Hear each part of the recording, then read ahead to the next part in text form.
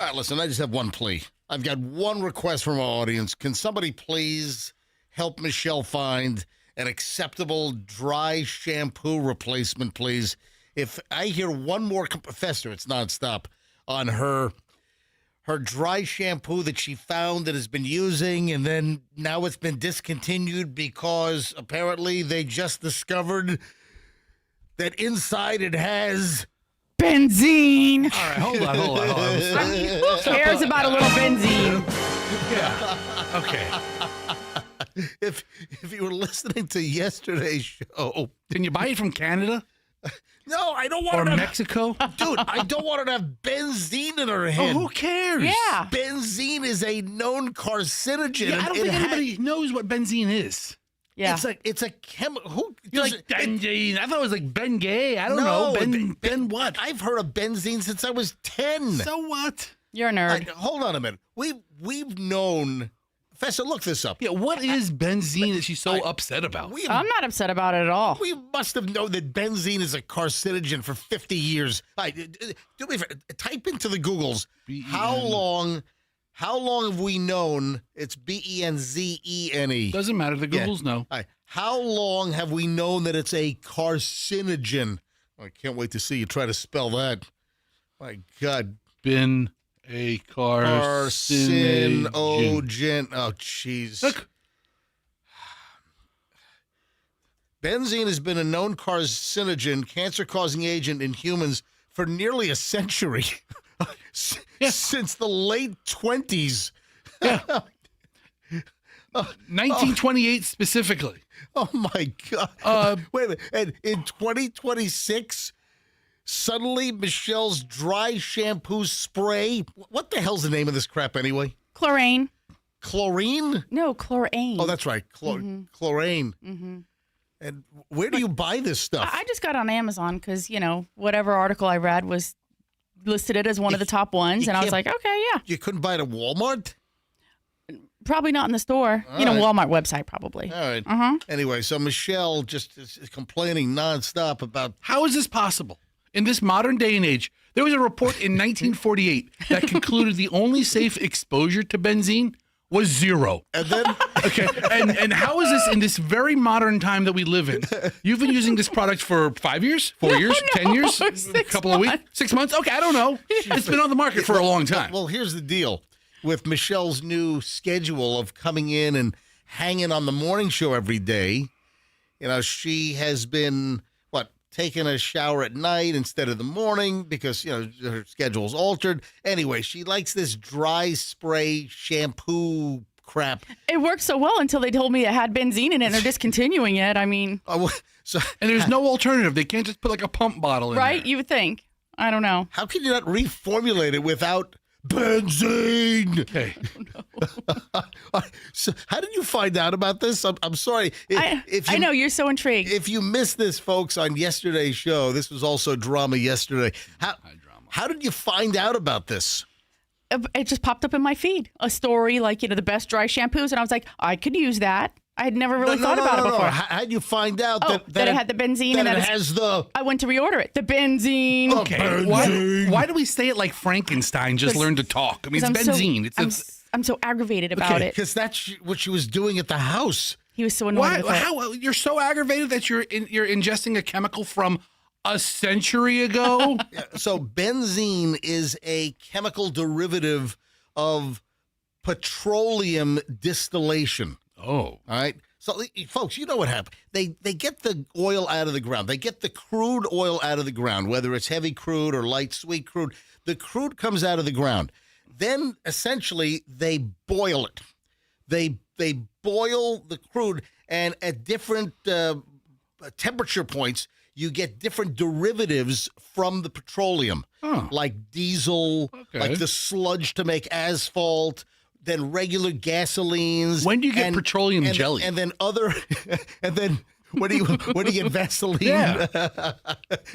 So at different levels, you get all these products that come out of petroleum, and benzene is one of the petrochemicals, which Michelle was just spraying her hair with. Are you still using the crap you have left? Oh, yeah, I got a little bit left. So she's still using it, even though it's been recalled or the product's been discontinued because they just discovered. Come on, I will say this has got to be some kind of hoodwink deal. They were pulling some wambuki. Does the whole dry shampoo industry shut down now? Because it's a lot of brands affected. Right. There were a lot of brands that were, I guess, discontinued or recalling those. And then I don't know if they're reformulating them. But it must have been a popular, like an ingredient that is necessary. Fess, look this up.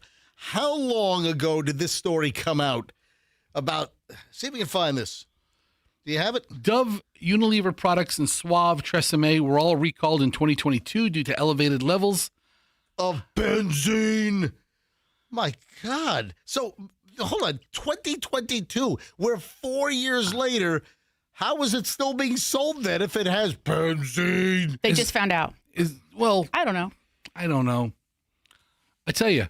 That's crazy. For a flat-haired lady, I know. it does look, your hair looks fantastic. Who said that to Michelle? I did. Fester. You called her flat-haired. Flat-haired, yeah. I'm flat-haired Michelle. You want her all poofed up with a bouffant? No, but I'm not saying I want her anyway. I'm just acknowledging the way she is flat-haired. I'm kind of flat-haired now because I got a haircut last weekend. You'll never be flat-haired. And I'm kind of, I'm certainly much less poofy with my haircut. Listen, it's mode. But it's not flat. I was mowed. 6:08 at the MJ Morning Show. Man, I'll tell you what. I don't know if I can come up with enough adjective. I ought to just grab a thesaurus and just take a half an hour and just come up with words, come up with synonyms that describe how amazing those moon pictures were that were released by NASA yesterday. Did you see those? You don't appreciate this crap. I'm sure Fester's like, duh, moon, duh. Yeah, duh, moon. I want to see them when I look up at the sky. Oh, my God. They were just riveting, spectacular, amazing, stunning. The pictures that NASA released from the Artemis 2 capsule when they were on the dark side of the moon, the far side of the moon, and you've got little Earth peeking up over the top of the moon, and then the sun's corona during that eclipse type period. I mean, the craters, what appears to be like little black holes into the craters, and just the different, like the grayscales the pictures were just unbelievable, fascinating. So thank you. And then I found out that they took the pictures with a camera that I have that I bought in like 2016. No, seriously. They used an older Nikon camera, and I've got the same exact model. Man, we're just getting rolled. We'll get into this a little later on, but, man, the pictures are just outrageously good. 6:10 at the MJ Morning Show. Oh, ice cream. I scream, you scream, we all scream. So today is the official launch and the meet and greet with the MJ Morning Show. So we would love to see you later today from 5:30 to 7:30 p.m. today. This is it. April 8th, today, Wednesday. We are going to be at Small Batch Creamery in St. Petersburg. The whole morning crew will be there. Love to meet you. And we're going to do the, ribbon cutting, the launch officially of MJ's Milton Fudge Cow, the best chocolate ice cream you've ever had. So we'll be there today, 5:30 p.m. to 7:30 p.m. Small Batch Creamery on 4th Street in St. Pete. So we'd love to see you this afternoon. Bring the kids, bring the family, enjoy some ice cream. Also get MJ's Triple Killer Vanilla if you haven't had that one. Best-selling flavor at Small Batch in their history of 4 years. #1 flavor. And both these are my formulations, and I'm just collaborating so our listeners can have the same amazing ice cream that I make at my house is now being made at Small Batch with my recipe, my specified ingredients. So we'll see you today. All right, traffic's on 611. Loaded show here on a Wednesday. MJ and the crew back in a second. Good morning. Traffic is...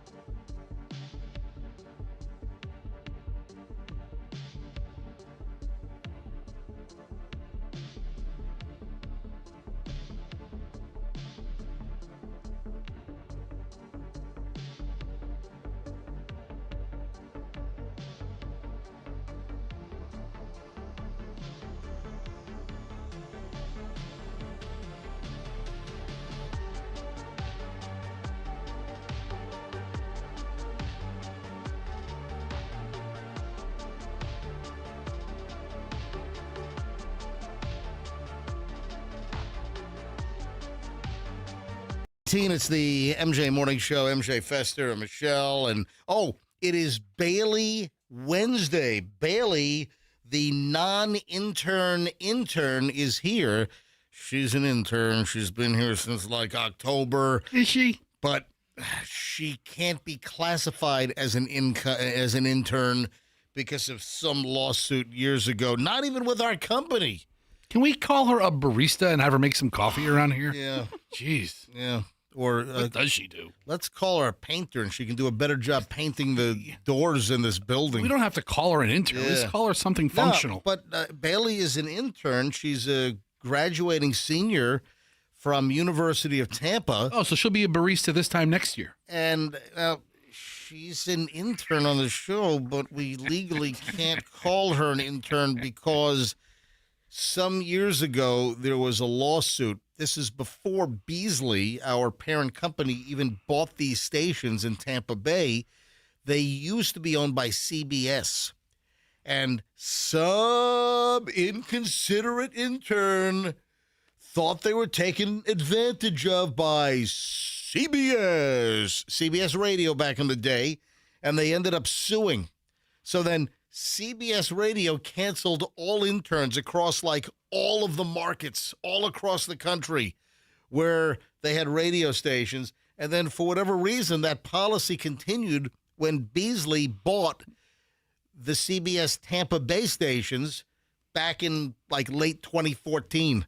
And it's no intern. No. This is the first time in my career that there haven't been interns at the radio station. Back in the day, back during the original run of MJ and BJ and then the MJ Morning Show from 1994 until 2012, Fester, we had a minimum of how many interns in our studio every single day? Minimum. A minimum of 3? Yeah.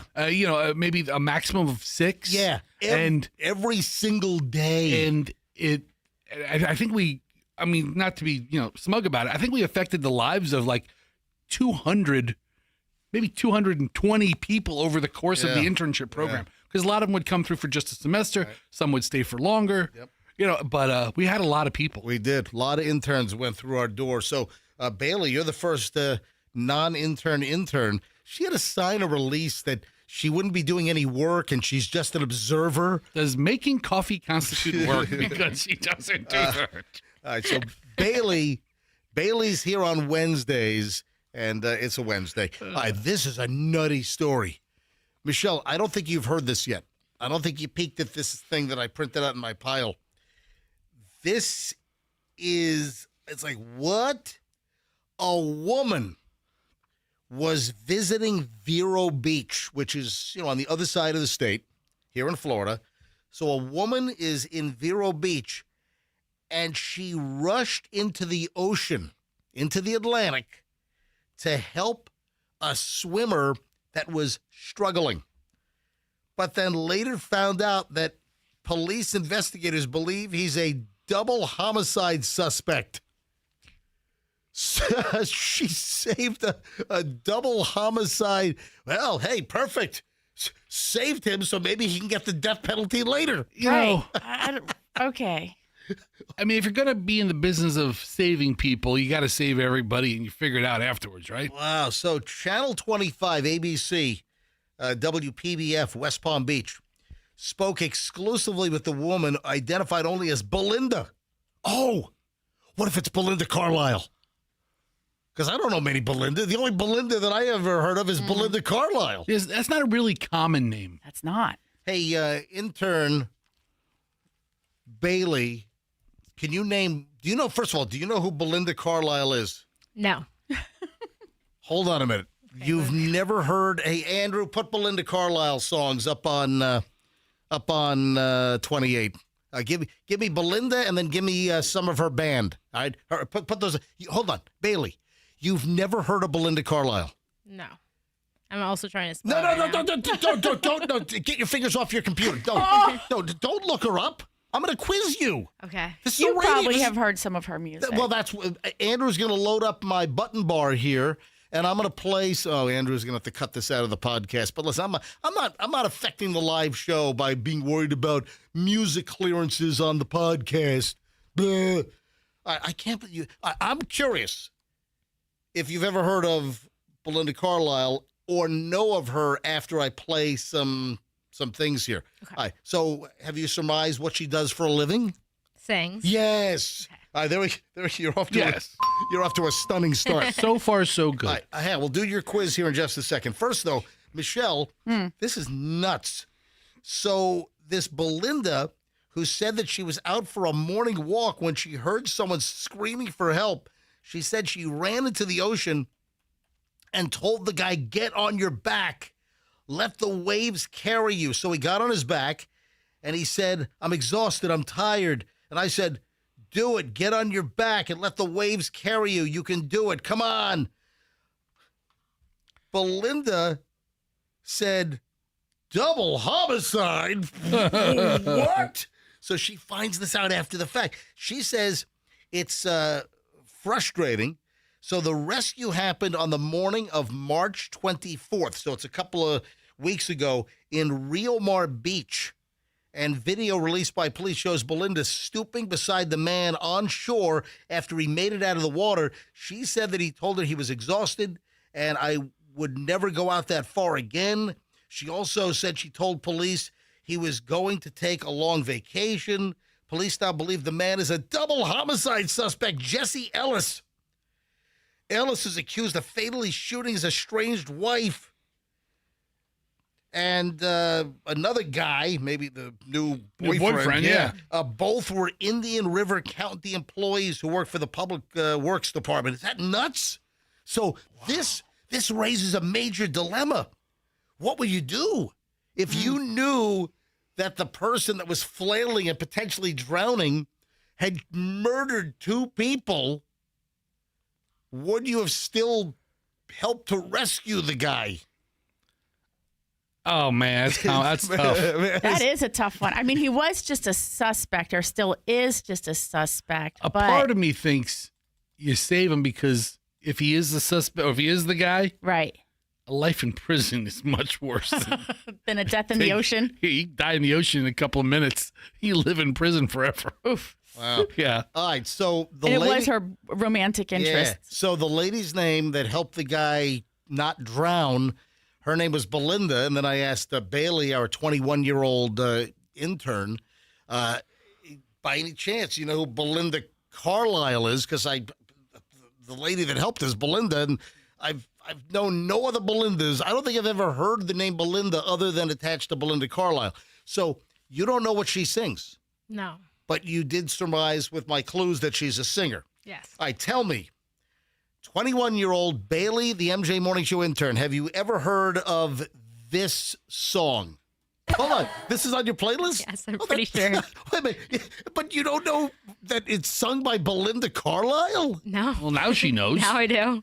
All right. You know what else Belinda Carlisle sang as a solo artist? Then we're going to go back for a second. So Belinda Carlisle also sings this. I'm mad about you. You know this one? You don't know that one? All right. She was the lead singer for a famous, groundbreaking, all-girls band. Kind of a new wave band from the early 80s. Do you know what that band was called? Spice Girls. Nice. It's not the Spice. It's not the Spice Girls. The Spice Girls. Let me give you a hint. The The Good Girls? No, it's the not Good Girls. She doesn't know. No, she doesn't know. You can give her all the hints. She does. You either know or don't know. She doesn't know. Have you ever heard of this? Lead singer of the Go-Go's. The Go-Go's. Of course. Of course. All right. They also did. This is another one of her solos. Head Over Heels. Isn't this the I'm sorry. Go-Go's? I'm sorry. That was Go-Go's. That wasn't solo. That Circle in the Sand was solo. But Heaven is a Place on Earth is her biggest song by a mile, right? Would you say? Her for solo songs? Any of her songs, anything she sang on. Maybe We Got the Beat. Well, We Got the Beats, listen, the Go-Go's. All the Go-Go stuff is well known, but her biggest solo was Heaven is a Place on Earth. And now somebody with her name saved a possible double murder. A double homicide suspect. Well, she seems like she's in the right age range, right? Because Belinda Carlisle is probably about the same age as this lady. It could have been Belinda Carlisle. Dude, how do you think this all started? It started with the name was Belinda. You never heard another name. No, I said that early on. What if it was Belinda Carlisle? I already said this. Hey, Fester. No. Tune in. Now it makes more sense. 104. Now it makes more sense. It was an ancillary comment before. Now it's real. Mm-hmm. It was real when I said it 5 minutes ago. You didn't reference her age. It doesn't matter. I said, what if it was Belinda Carlisle? I said that already. Yeah, but that was a passing joke. That wasn't a serious comment. Now it's a thought. Hey, Fester. Dude, where does Belinda live?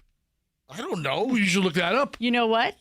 The story in People magazine. Yeah. I cannot find her last name. They only refer to them for the woman known only as Belinda. Yes, because she doesn't want her name used because she's Belinda Carlisle. The guy's I said that 5 minutes ago. No, that's why her name's not being mentioned in the article. Because it's Belinda Carlisle? Yes. You should have gone with it was Belinda Carlisle from Jump. I think we've uncovered something. All right, early morons in the news next. Ladies and gentlemen, the morons in minutes. And we'll give you full details also on how to meet us at Small Batch Creamery for the Milton Fudge Cow chocolate ice cream launch today. We'll give you those details next. This offer is amazing. Do not let this offer get away, and that is 3 rooms of carpet cleaned and a free hallway for just $109. $109. See, I was concerned. I thought that this thing was going to be a March-only deal, and then I was ecstatic when I heard that Zero Res was going to extend it into April. So now I don't know what's going on beyond April, but this is the best number I've seen in a long time. Get 3 rooms of carpet cleaned in your house for just $109. You mention me, MJ, and they'll do a free hallway, all that. Now, why Zero Res? Well, it's the process. They use ZR water. They don't use the chemicals, the heavy shampoos that the other companies use. That leaves a residue. The residue attracts dirt faster. That is so counterintuitive. Why would you do that? Call Zero Res or go to the website. It's ZeroResTampaBay.com. You got to mention me, MJ, to get this amazing deal.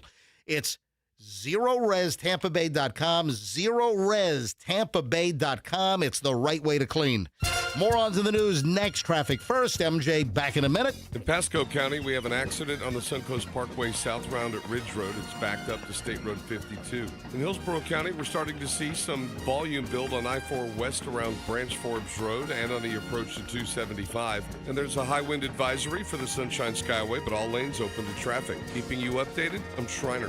Traffic brought to you by the aggressive attorneys Winters and Yager. Let me tell you one of the coolest things about doing these commercials for Grillsmith.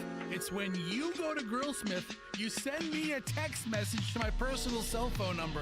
Sometimes I get a picture of you guys at your table at Grillsmith. Sometimes you send me pictures of the food that you get. Anyway, I love it. I just heard from Kim the Walker, man. She went to the location out in Lakeland. She got what'd she get? She got the Napa Valley salad. Her husband got the sirloin. And hey, it was a great night. Do yourself a favor and have a great night yourself. Go to Grillsmith. For more than 35 years, Florida Prepaid has been helping families save for college. It's the largest, most successful prepaid program in the nation. Parents can rest easy, knowing their investment is safe and sound because it's protected by the state of Florida. It's the risk-free, worry-free way to save for your child's future, so you have absolutely nothing to lose sleep over. Save for their story today. Plans start at just $29 a month. Enroll by April 30th and get $50. Aetna was there for me as I was going through a rough medical patch this year. I had peace of mind, which helped with my healing. Those words from a real Aetna Medicare Advantage member speak to why U.S. News & World Report named us a best Medicare Advantage company. Because we show up on calls with members and doctor's offices when requested. We show up with the latest in online tools for easier access to healthcare. We show up for you. Because that's how healthier happens together. Member feedback has been edited for length and clarity. I'm Neil, founder of Claver. When I found ceramics, I realized my calling was to give others the space to be creative. So I set out to open my own studio. Having a Chase Ink card has allowed us to grow and bring people together.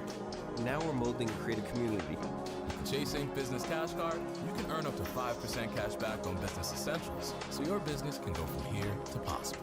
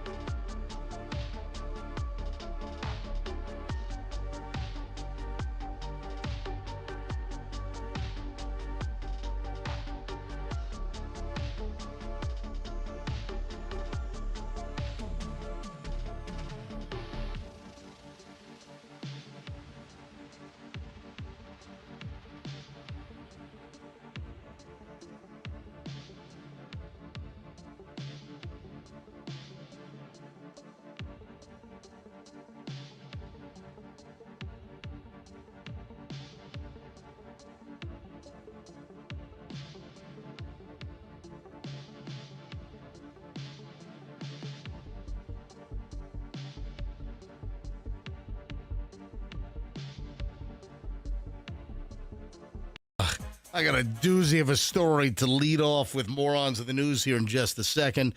Don't forget, we're live today. We are out and about. Come meet the MJ Morning Show. Come meet me, MJ, Fester, Michelle, even Bailey the intern. Oh, I wonder if the guy, the creepy dude that likes Bailey's going to come out. Yeah, I wonder if that, what do you think? This is the perfect opportunity for stalkers everywhere. With a lot of people around. Yeah. All right. So we're going to be at Small Batch Creamery, 5:30 to 7:30 later today. This is Wednesday, April 8th. So later today, 5:30 to 7:30, the official launch party for MJ's Milton Fudge Cow, the best chocolate ice cream that you've ever had. Oh, did you see I shot a video at my kitchen table. Yeah, video on my Instagram.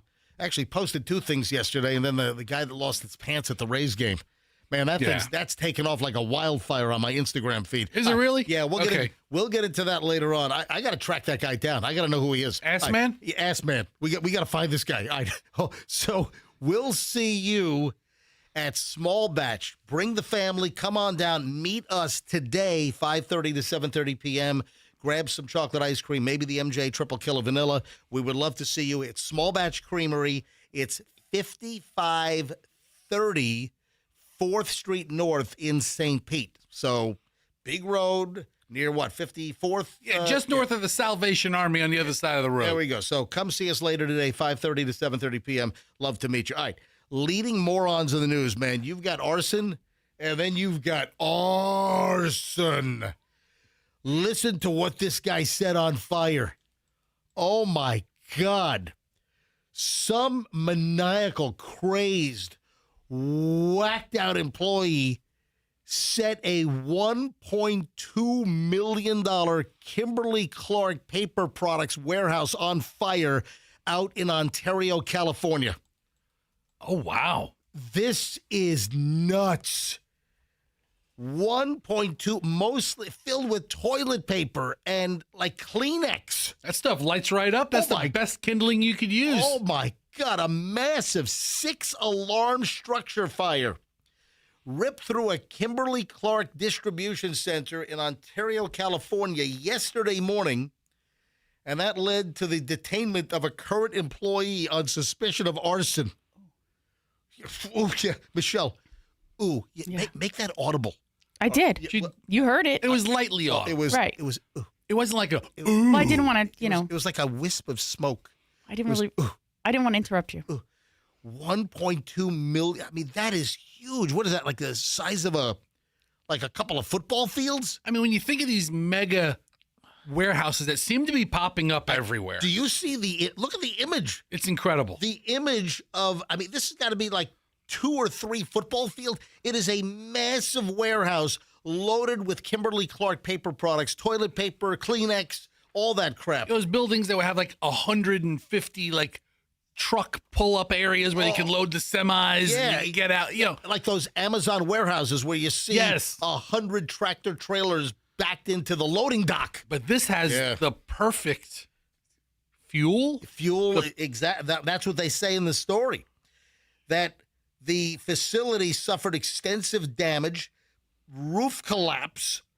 All the employees are safe. Well, that's good. The fire broke out around 12:30 a.m. yesterday morning.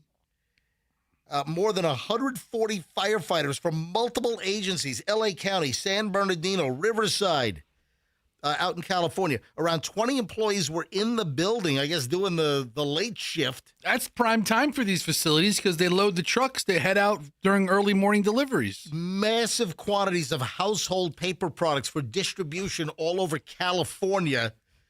There's a lot of butts to wipe in California. I mean, it's a lot of toilet paper in this place. All the butts in California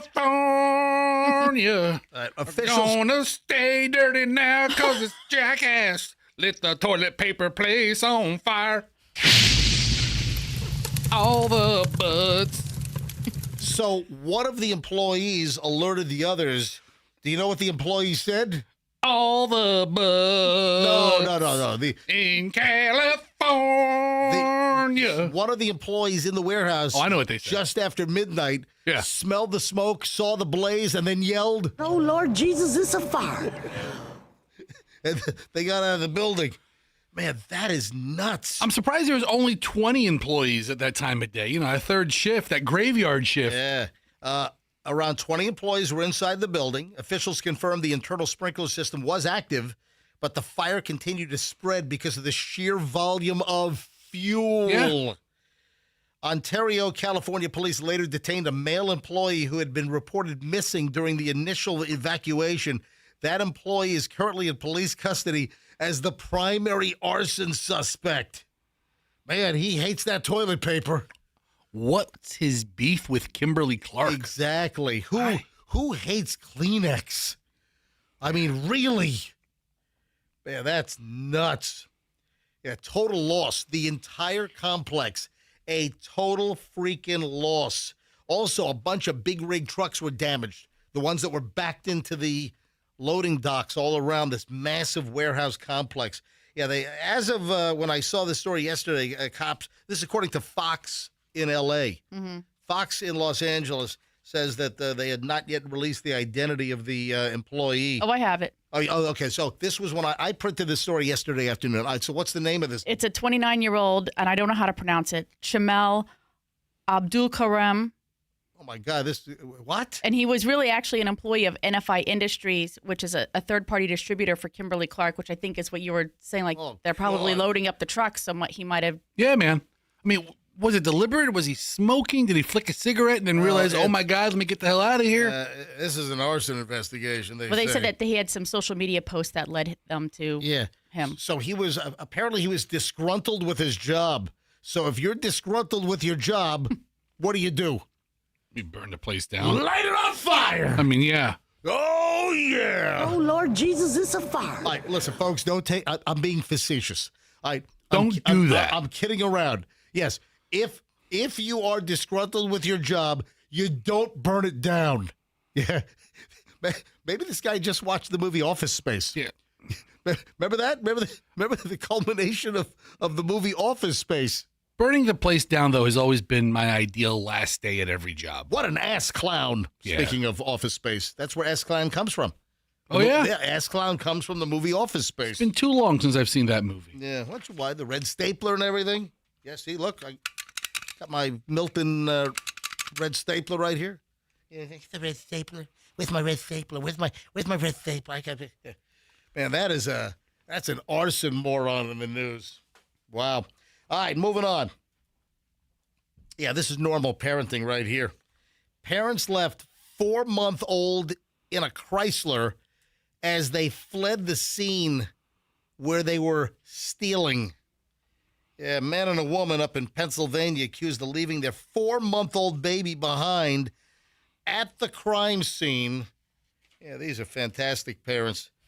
Yeah, Joseph Daniels, 49, and Angelina Williams, 32, charged with theft by unlawful taking, endangering the welfare of a child, theft of secondary metal, receiving stolen property, criminal mischief, criminal conspiracy, possessing an instrument of crime, better known as burglary tools, right? I'm sure. What Chrysler did they leave the kids in? Does it say? Was it a minivan? It doesn't say. I'm going with Chrysler 300. That seems to be a crook. That's a crook car. Yeah. Anytime a car company puts their customer's credit number on the side. Oh, no. I just heard that. Is that the joke? I heard that. The Chrysler 300 is because that's the credit score of a lot of the drivers? I heard that. Oh, if no, you that's terrible. drive a Chrysler 300, chances are your credit score is 300. That's terrible. Oh, that's awful. All right, so here's the deal. About 2:15 a.m., the three defendants, there's another person mixed up, 47-year-old Ray Gabas. Yeah, same charges. So about 2:15 in the morning, what's the old adage about 2:15 in the morning or there or abouts? Nothing good happens 2:15 in the morning. Yeah, nothing good happens after midnight. Yeah, after 11 p.m. No, I think it's more like I don't know. After 9:45. Shut up. After 8:15. Stop. Nothing good happens after sundown. Stop it. Nothing good happens after lunch. All right. Nothing good. So these three defendants were tampering with cable wires. You know what that means?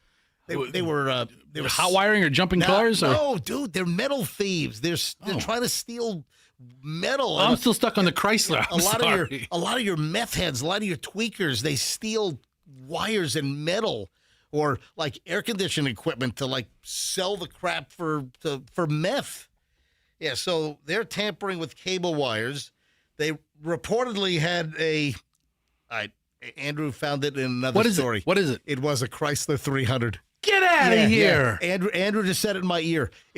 Andrew found an updated story or another story. They were in a maroon Chrysler 300. They also had a Jeep Liberty. They had all the Chrysler products. Hey, they're big fans of Stellantis. All right. I mean, talk about brand loyalty. Yeah. Police responded to the scene. They saw the Chrysler with cable wiring hanging out of the open trunk and saw handsaws in plain view. The trio were allegedly cutting an inactive Verizon cable. Yeah, the copper inside the cables is a hot item for the precious metals to be melted down and taken to wherever they can get pawned, according to police. The police department said its officers secured and towed the Chrysler to the headquarters and awaited a search warrant, blah, blah, blah. However, while inspecting it, an officer observed a baby car seat covered with a blanket and noticed movement under the blanket. Oh, little baby. And then they discovered infant noises.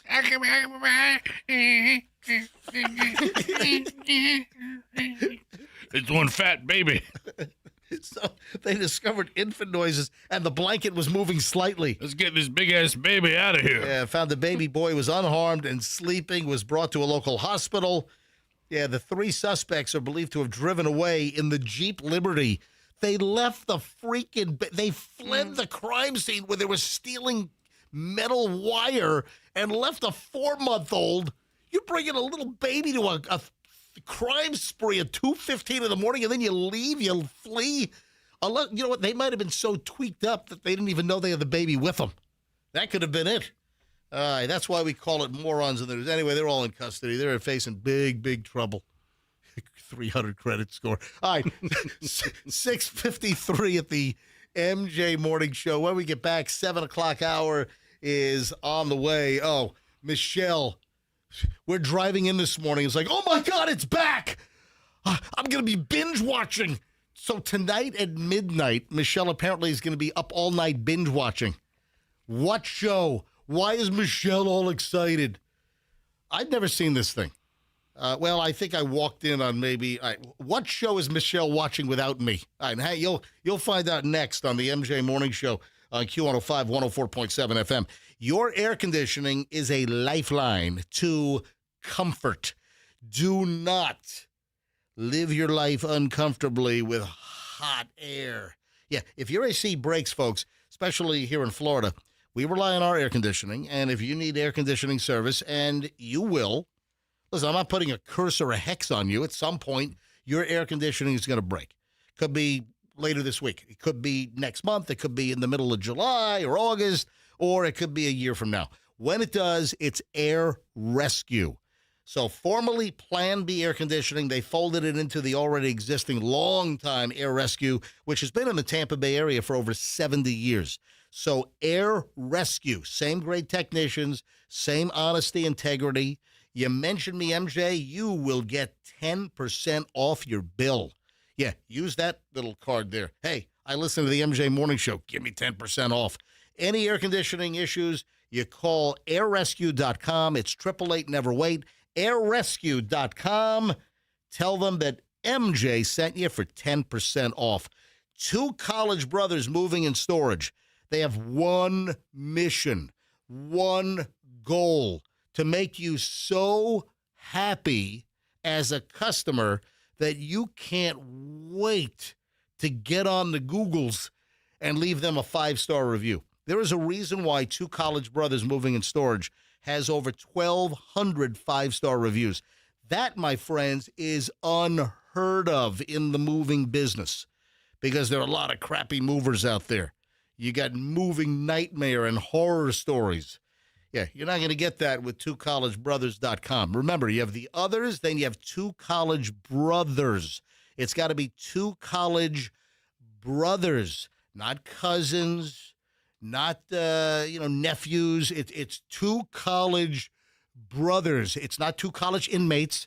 It's, and some moving companies, they're hiring movers that were inmates like just 10 hours ago.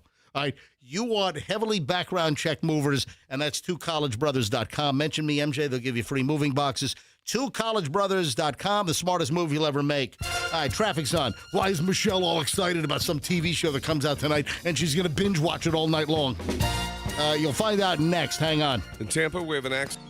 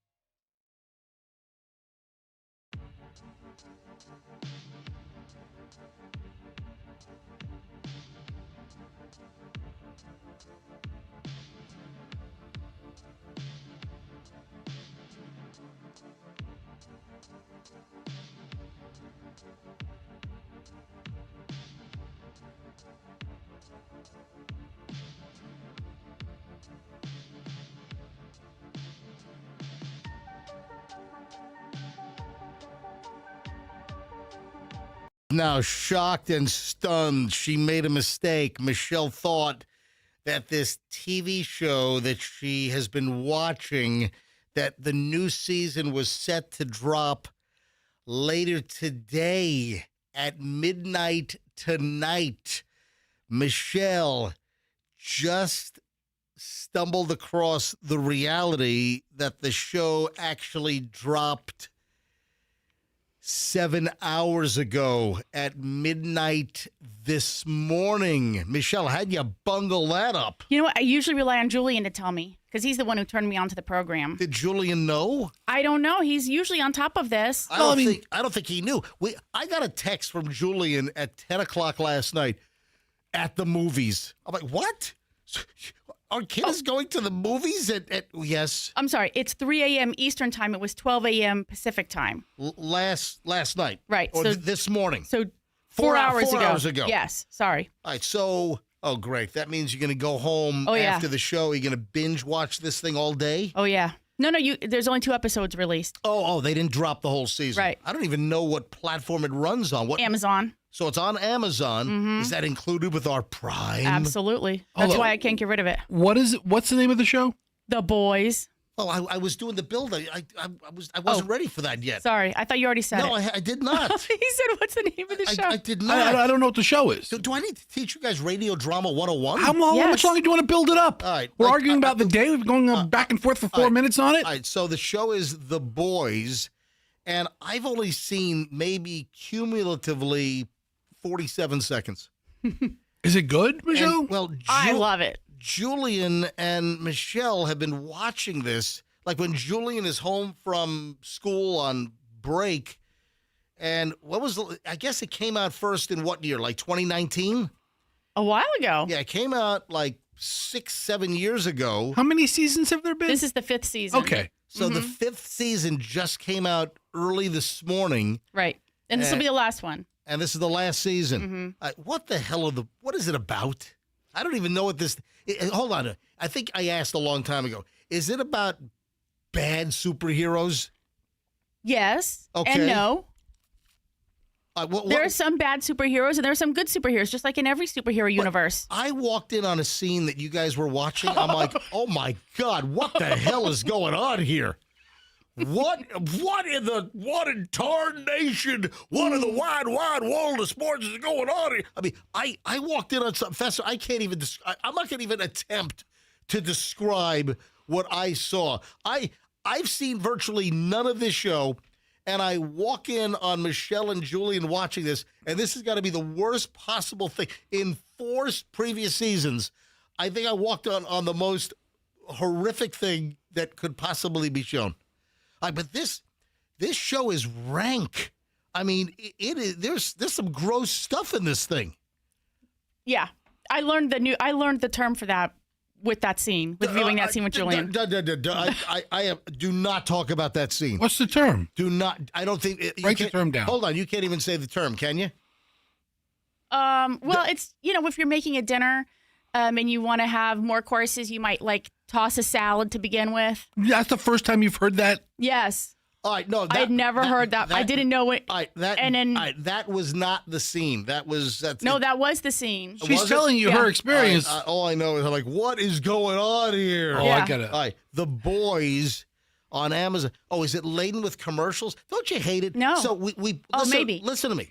We pay for Amazon Prime, and then that Bezos bastard wants to extract more money out of us by then, you got to pay another $2 a month to get it without commercials. We're already paying you. How much is Prime a year? Like $140 now? I mean, remember they raised Prime a couple of years ago? Yeah. Yeah. What's the cost of price? I think it's like $150 I or think something. it's $149 now. 139, 100 I think that's like double what it was when we first started. Yeah, $14.99 a month or $139 a year. Yeah, there you go. So that's the cost of Prime now. So The Boys, Yeah. you missed it. How many Well, episodes? it's 3 a.m. How Do you want me to get up at 3 a.m. and start watching? Oh, geez. I might have been ready to leave when we were ready to So leave. 2 episodes were released this morning. Right. 1 episode gets released next week. Yep. And then I think like 2 episodes the subsequent week. Yeah. All right, Julian sent me a text also. Let me find the text. I don't even know if he knows that the boys are back. The boys are back in town. Yeah, Julian sent, I guess the movie he went to last night was called The Drama. Yeah. Do we know anything about that? Yeah. It has Zendaya in it. Oh, and Zendaya? Is that how you say it? Zendaya? How do you? Zendaya. Zendaya? Yeah, Mm-hmm. she's from Euphoria. You know, we were watching Euphoria on HBO, and then we fell off on it. They took like a huge break, and we never really went back to Euphoria, right? Well, because they're just dropping the new season now. No, but I think there's only 3 seasons. This is Really? the 3rd season But coming out, I think. I think we only watched the first season. We watched 2. We watched 2 seasons? All right. Yes. All right. So it's been away for like 3 years? Yes. Yeah, because the 2 characters died. Right. McDreamy, who's in the other thing, the nurse show. The other thing. Yeah, the nurse show. McDreamy, his Grey's Anatomy. Grey's Anatomy. Oh, he died. He died, Okay, and all that right. was Jacob Elordi's dad in Euphoria, and then the guy that was the drug dealer also passed away unexpectedly. Oh, Are you giving away spoilers? No, this is in real life. Right, That's why it took so right. long Patrick for the Dempsey's season. dead? No. What? It's Eric Dane, I think. Oh, Is it that's Eric? right. Eric Dane? McDreamy was Patrick Dempsey. No. This one was McSteamy. Well, then it Oh, was McSteamy. Then Oh. it wasn't McDreamy. It was Yeah, McSteamy. don't make up. She says McDreamy's My dead. bad. She has All right. Patrick Dempsey. All right, now, what He didn't die. What Fess is really Rhymes. concerned about? What is this? Fess is really concerned about this. What is the status of McFlurry? Tell me about it. If it's working. We don't know if the McFlurry machine is working because aren't like 80% of them broken at any given time? There's a remedy. Yeah. They want like a lawsuit that anybody can fix them now. All right, It was a big deal. This is bizarre. Oh, we did talk about that. I know. Yeah, there was like proprietary crap on fixing those. Anyway, so this is weird. I would love to know. There's no disclosure on what this guy was talking about. This is an item from up in the Villages, just north of us, the Villages, Florida's friendliest hometown, blah, blah, blah. A customer at a restaurant was arrested, according to the Villages News. He refused to pay his bill. Paul Greer Szymanski, 76-year-old guy. He was at Daryl's Diner. Haven't we talked about Daryl's Diner in the past? I think it's a popular place in the Villages. Yeah, but there are multiple locations, right? Yeah, I think it's like 2 or 3 locations. And what was the story we had recently about Daryl's Diner? We had another story just a week or 2 ago. Was it the manager got pulled over for like racing to work at like and he's like, I gotta get to my job at Daryl's Diner. Oh, yeah, was he liquored up or something? Mm-hmm. Yeah. Maybe, yeah. All right, so this is the second Daryl's Diner story in the news. This 76-year-old guy refuses to pay his check. He ate and wouldn't pay at Daryl's Diner.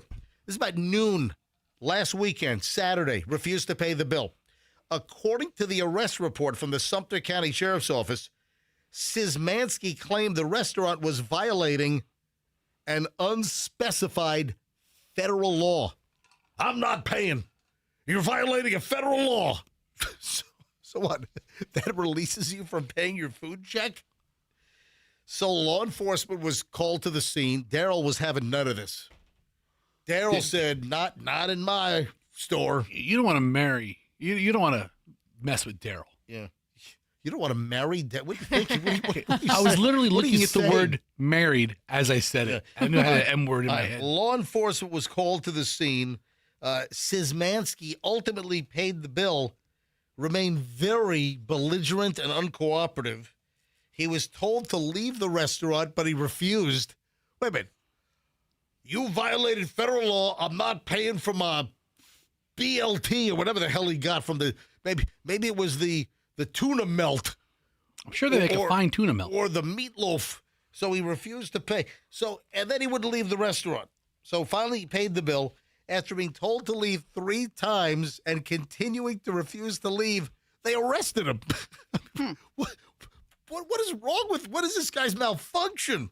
They took him into custody on a trespassing charge, and he was booked at the Sumter County Detention Center, and then he posted a $500 bond and he was released. But man, this is a mystery. I want to know what federal law he claims that they were breaking at Daryl's Diner so he didn't have to pay for his lunch. I mean, did they not have like handicap access, I don't know. Did they violate the seeing eye dog law? Listen, you can guess until the alpacas come home. I have no idea what the answer is.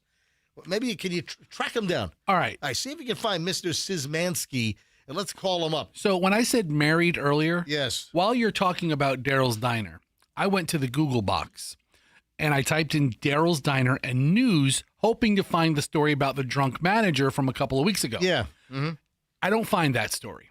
Instead, I find a story from the end of last year, right, about a woman who refused to pay her bill and said that she's the new girlfriend and reportedly married Eminem. Oh, that's right. Yeah. So Jennifer Cleaver, she sat down. No, that's not the same Daryl's. Okay. That's Daryl's doggone good diner. Yeah, in Silver Springs, Maryland, I think. Yeah, that's. I think it's in Silver Springs, Florida.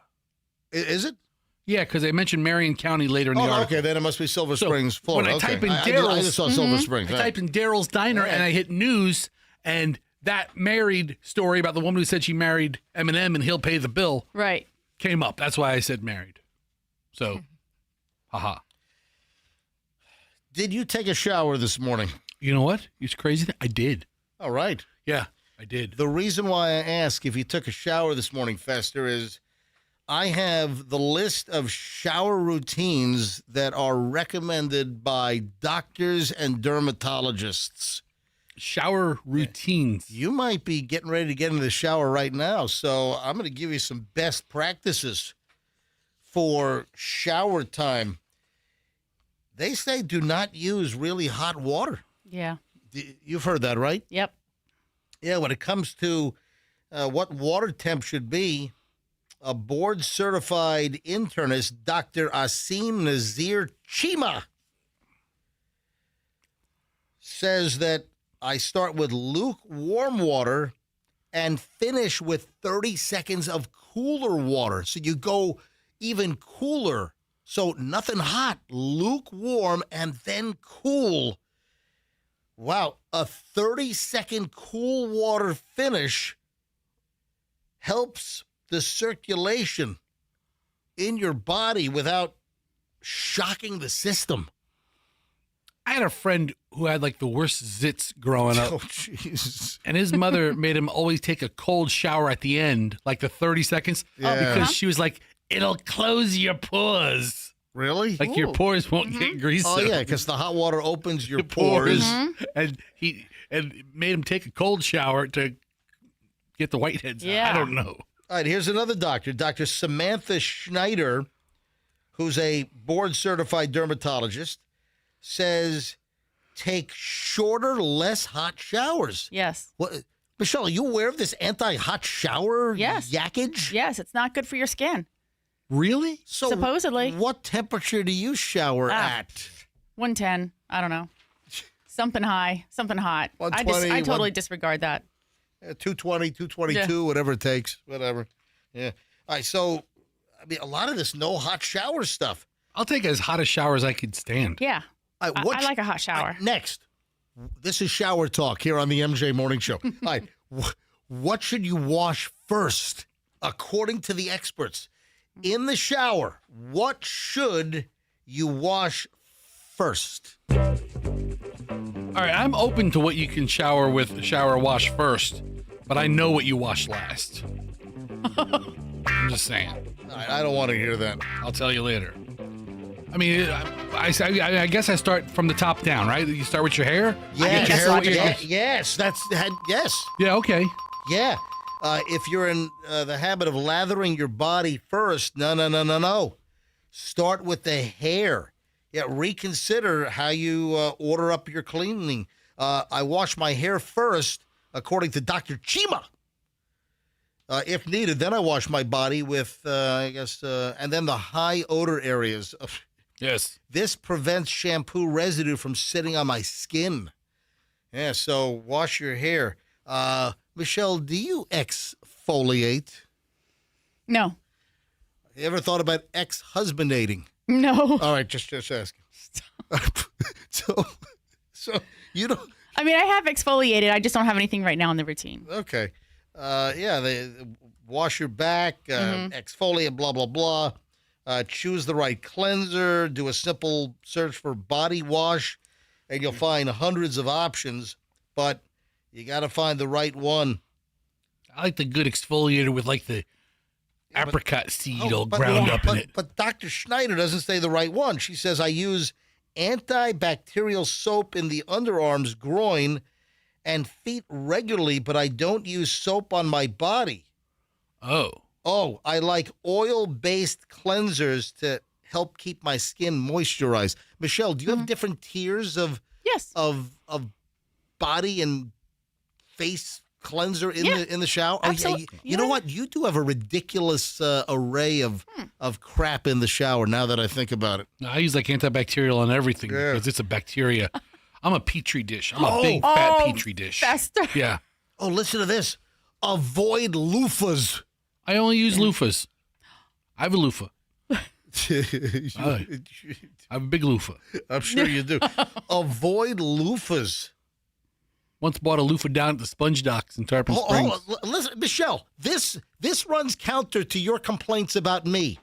So, Dr. Corinne Erickson, a board-certified dermatologist from Atlanta, Georgia, she says avoid loofahs. The only real tool you need in the shower when you're sudsing up are the 2 mitts at the end of your arms. I skip washcloths, and I gently apply body wash using my hands. These people are animals. Focusing on pits and privates, loofahs and scrub brushes are too harsh on the skin.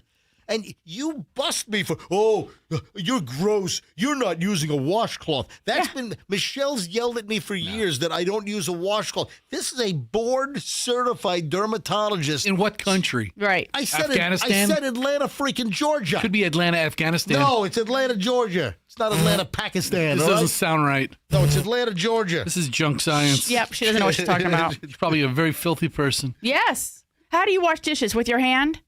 Or with a cloth? She says hands. This is a woman, and she's a board-certified dermatologist up in Atlanta. Use your hands. You don't need washcloths and mitts and loofahs. Yeah, listen. And pumice. I'm scrubbing out and sandpaper and belt grinders. You need some sandpaper. I suds up and clean out the old ABC. Yeah, I'm loofering it up. Yeah. Don't repeat that. All right. When we get back, it's 7:20 right now. Oh, folks, we want to see you at Small Batch Creamery tonight. Folks, you are cordially invited. Yes, you. I'm extending an invitation to you and your family. Please come see us. We're going to be out and about today.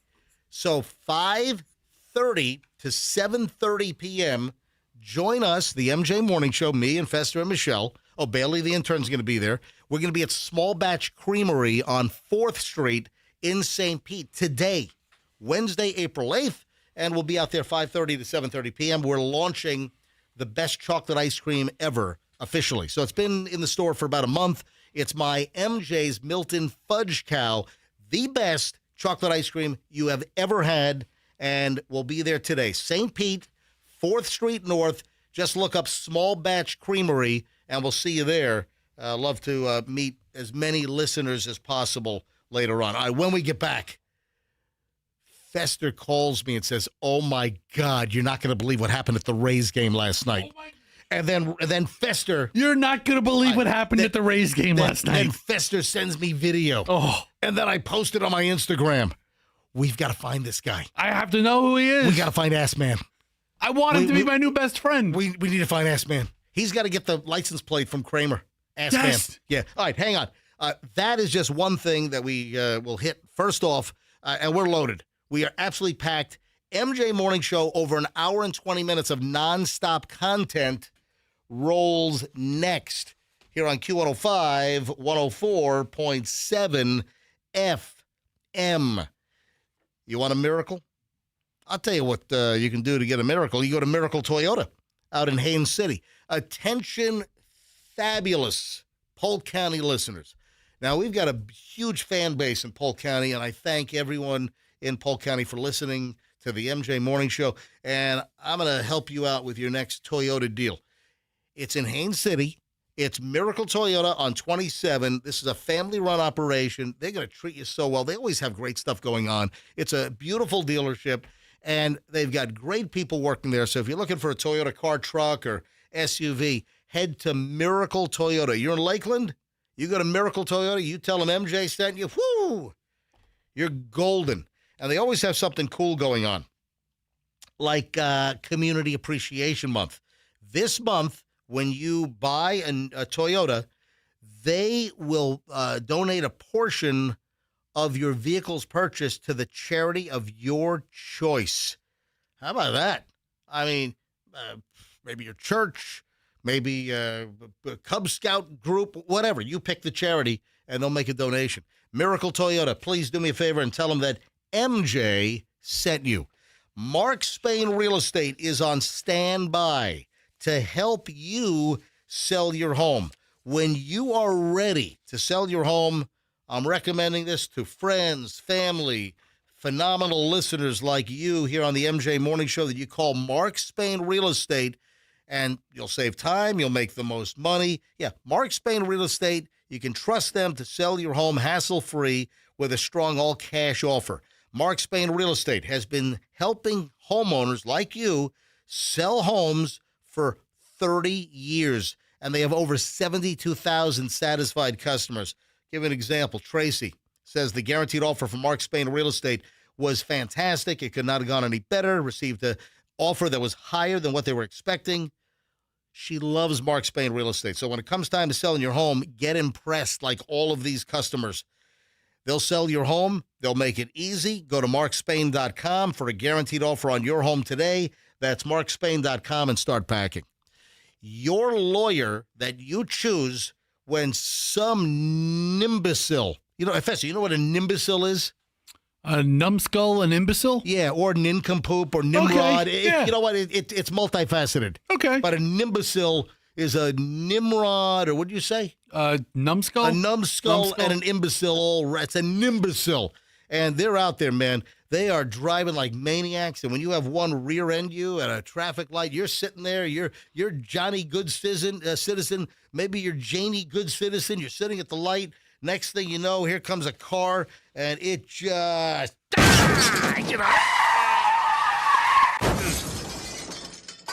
Yeah, and if your car explodes, that's an even bigger settlement. All right. Bottom line is, you need the law firm of Stacy Kemp's Kemp Law. Accident or fall, you call Kemp Law. Don't go this alone, folks. It's a jungle out there. Get the best recovery. You don't pay a dime until they recover for you. They do an amazing job. Accidents and falls, it's all about Kemp Law. KempLaw.com. Tell them MJ sent you. Traffic's on 725, MJ Morning Show. Oh, my God, what happened at the Trop last night? Holy crap. Next. In Tampa, we have a crash on Memorial Highway.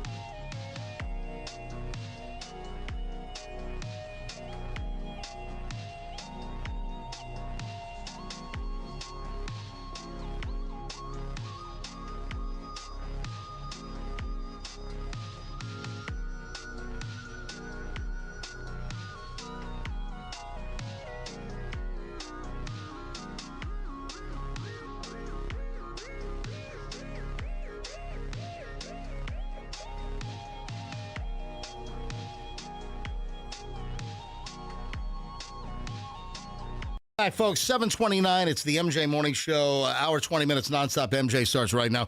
Bailey, the MJ Morning Show intern who is going to be graduating from University of Tampa next month. Oh, she's in her final intern sessions on Wednesdays here at the MJ Morning Show. Bailey just made me aware of how many shares. What's the number? This thing has exploded. 1,315. That is strong. Yeah. Hold on, say that again. So I already have 1,315 shares of the bare butt raise viral video from last night. And that's how things take off. It's not you posting it, it's the shares. All right, this is unbelievable. I wasn't aware of this. Fester alerted this to me last night, calls me up, dude, did you hear what happened at the Rays game? So Rays at the Trop yesterday playing the Cubbies. Cubbies blew them out. Yeah, it was like 9-2. Yeah, they got rammed, right? So this is insane. The video is on my Instagram, folks. You're going to want to look at this. And do not do it while you're driving, please. Pull over now. Yeah. It's worth pulling over or going to like the emergency lane, hit your hazards, pull over. Don't stop on the side of the road. Just get to where you're going and then look at the video. If you can safely just do that on the interstate, just get to the emergency lane. Don't listen to this clod. All right, wait till you get to your destination. All right. So here's what happened.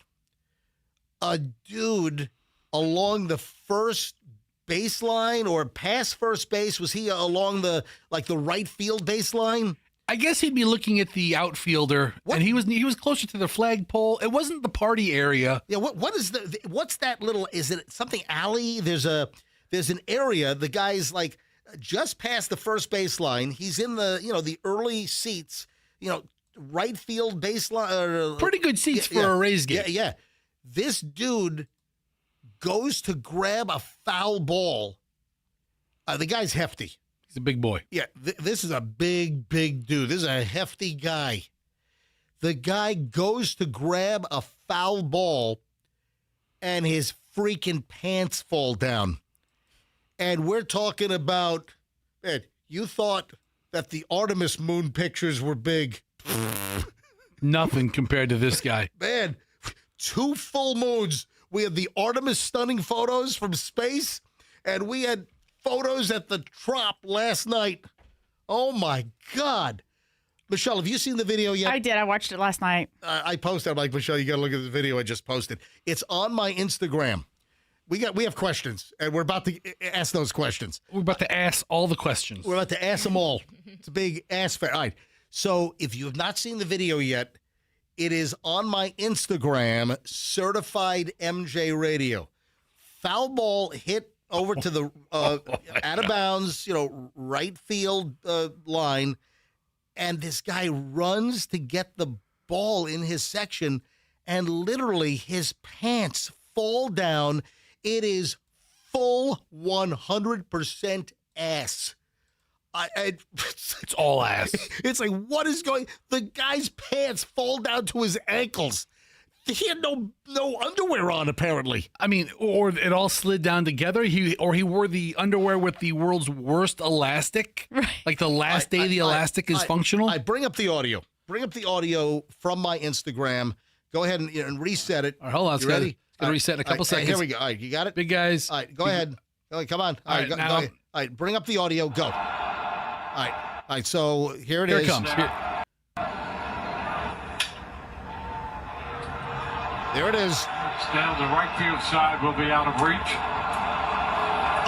Oh. Careful down there. And then the commentator says, careful down there. The guy's pants around his ankle, and he's aimed right at the camera, and it's full-blown butt. Old Dwayne Stats didn't know what to say when he gets a big face full of ass. They cut away quickly. Did you see that? So they cut away super quick. That's why you have to pause it, because for a nanosecond, you see the reaction of the crowd around him. And it's like, go! Because all these people sitting in his area, the way the seats are positioned, he's kind of facing the field, but there's a section just to his right that is kind of facing him. So a lot of people are looking at this guy. Right. So he had a whole audience for his ass spectacle. Oh my gosh. Mine already has 27,400 views. It's up 1,000 in just the last minute. All right. We have questions. Okay, go. You go first. Who is this guy? Who is this guy? Somebody's got to know who this guy is. We have to meet this guy. We got to get him on the show. You know what?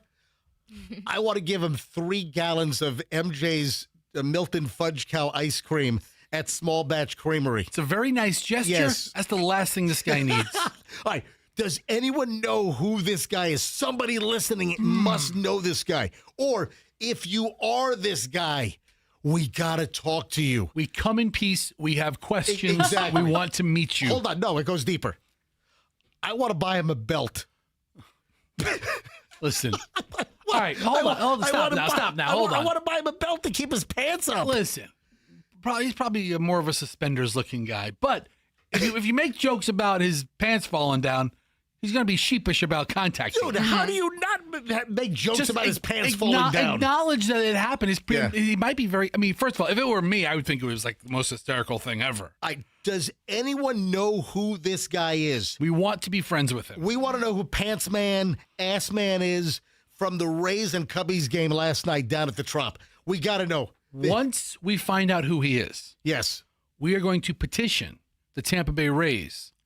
First pitch. Have an ass man night. Oh, first pitch. He throws out the first pitch and his pants fall down again. Fantastic. It's the best. Brilliant. All right. If anyone knows who this guy is, somebody knows this guy. Call us, 800-990-1047. Were you there? It was sold out. Was it sold out last night, or was it just the opening? This is the top of the 9th inning. So this guy, and the game was a 9-2 game. Yeah. If I'm in a 9-2 game, I'm out by like bottom of the 6th. Yeah. All right. This guy is there at the top of the 9th. He's a diehard fan. He might be there for every game. A lot of people know who this is. This happened like it. Chloe's boyfriend. Chloe just texted me. Chloe's boyfriend was there and saw it live. Oh my gosh. Oh my. Thousands of people saw it live. I got to call him. Hang on a minute. Do I have this dude's? I don't even know if I have my. Oh, yeah, you I do. Yeah, I've got his number. Yeah. Oh, we got to call him up. Under new chat. Yeah, it's under. That's to talk while I call. I don't know. I don't know. You were not going to. Since when do you stop talking ever? But no, listen. Because I got to go off to the side here. Listen, whatever you're doing, make a point, if you can't do it right now, today, to go to MJ's Instagram. And you know I'm not a honk for his Instagram. It's worth it to see this guy's ass. I feel so bad for him. I have nothing but honor and respect for this man. If anyone knows who it is, call us, 800-990-1047. 800-990-1047. Yeah. Was he injured? Come on, Chloe's boyfriend. Pick up the freaking phone. I got a radio show to do. I will say that's the other side, because it does look like he takes a hard fall. Right. As his ass is fully exposed. Oh, man, he's not picking up the freaking phone. Boy, that old boy, it's not going to work out with Chloe if he can't answer the phone call when Dad calls for the Your radio views show. are jumping like crazy. Like, it's already at 828.1K now. What? 828.1K. What is that? What number? Is that a number? 828.1K? 28.1. Okay. So it's up into the 1,000. 28.1. 28,100 is what that is. Yeah. Wow, look at that. When we started, it was at like 21.K8. What do you sound like? You sound like R2D2 here. 28.1K. That's how they read it now. Okay. 'Cause that's how it shows up on their Your views screen. are popping. Oh my God, you're going viral in real time. Come on, someone knows this guy. Or if it's you, please call us. Please. This is colossally funny. This is epic. This is epic ass at the Trop. 800-990-1047. 800-990-1047. Let me send Chloe's boyfriend I was doing that for you. A text. You know, and Michelle, you bring up a very good and heartfelt point. Yeah. I now, after I'm done laughing at it, and I watched it 100 times, I want to know if he's injured. Right. Because he does take a hard fall. He lands on his knees, or maybe not even his full knee, but to his side, I think. And so, He kind of lands in the beached position, and his whole ass is exposed. Now your empathy is going the other way. No, You're going back to laughing. I'm giving a descriptive term that people can understand. It's not. I don't make the language up. I mean, he didn't break his fall, with anything. Except for his belly boobs and ass. I want to buy him an ice cream tonight at Small Batch Creamery. I want to hang out with the guy. I do. Yeah. I like this guy. Yeah. I got to know him. You know what? Do we still have an opening for somebody on the morning show? Let's get Ass Man in here. Yes. Bring him on in. Is that still on the budget? I'm all for it. Oh, the Rays could do an Ass Man bobblehead for later in the season. Fantastic. Oh, but no, it's a instead of a bobblehead, it's Bobble-ass. It's a bobble ass. Oh my God! It's a bobble ass. It's brilliant. You hold it up and you jiggle it, and the ass shakes. It's a bobble ass. His pants fall down. It's a bobble ass. Brilliant.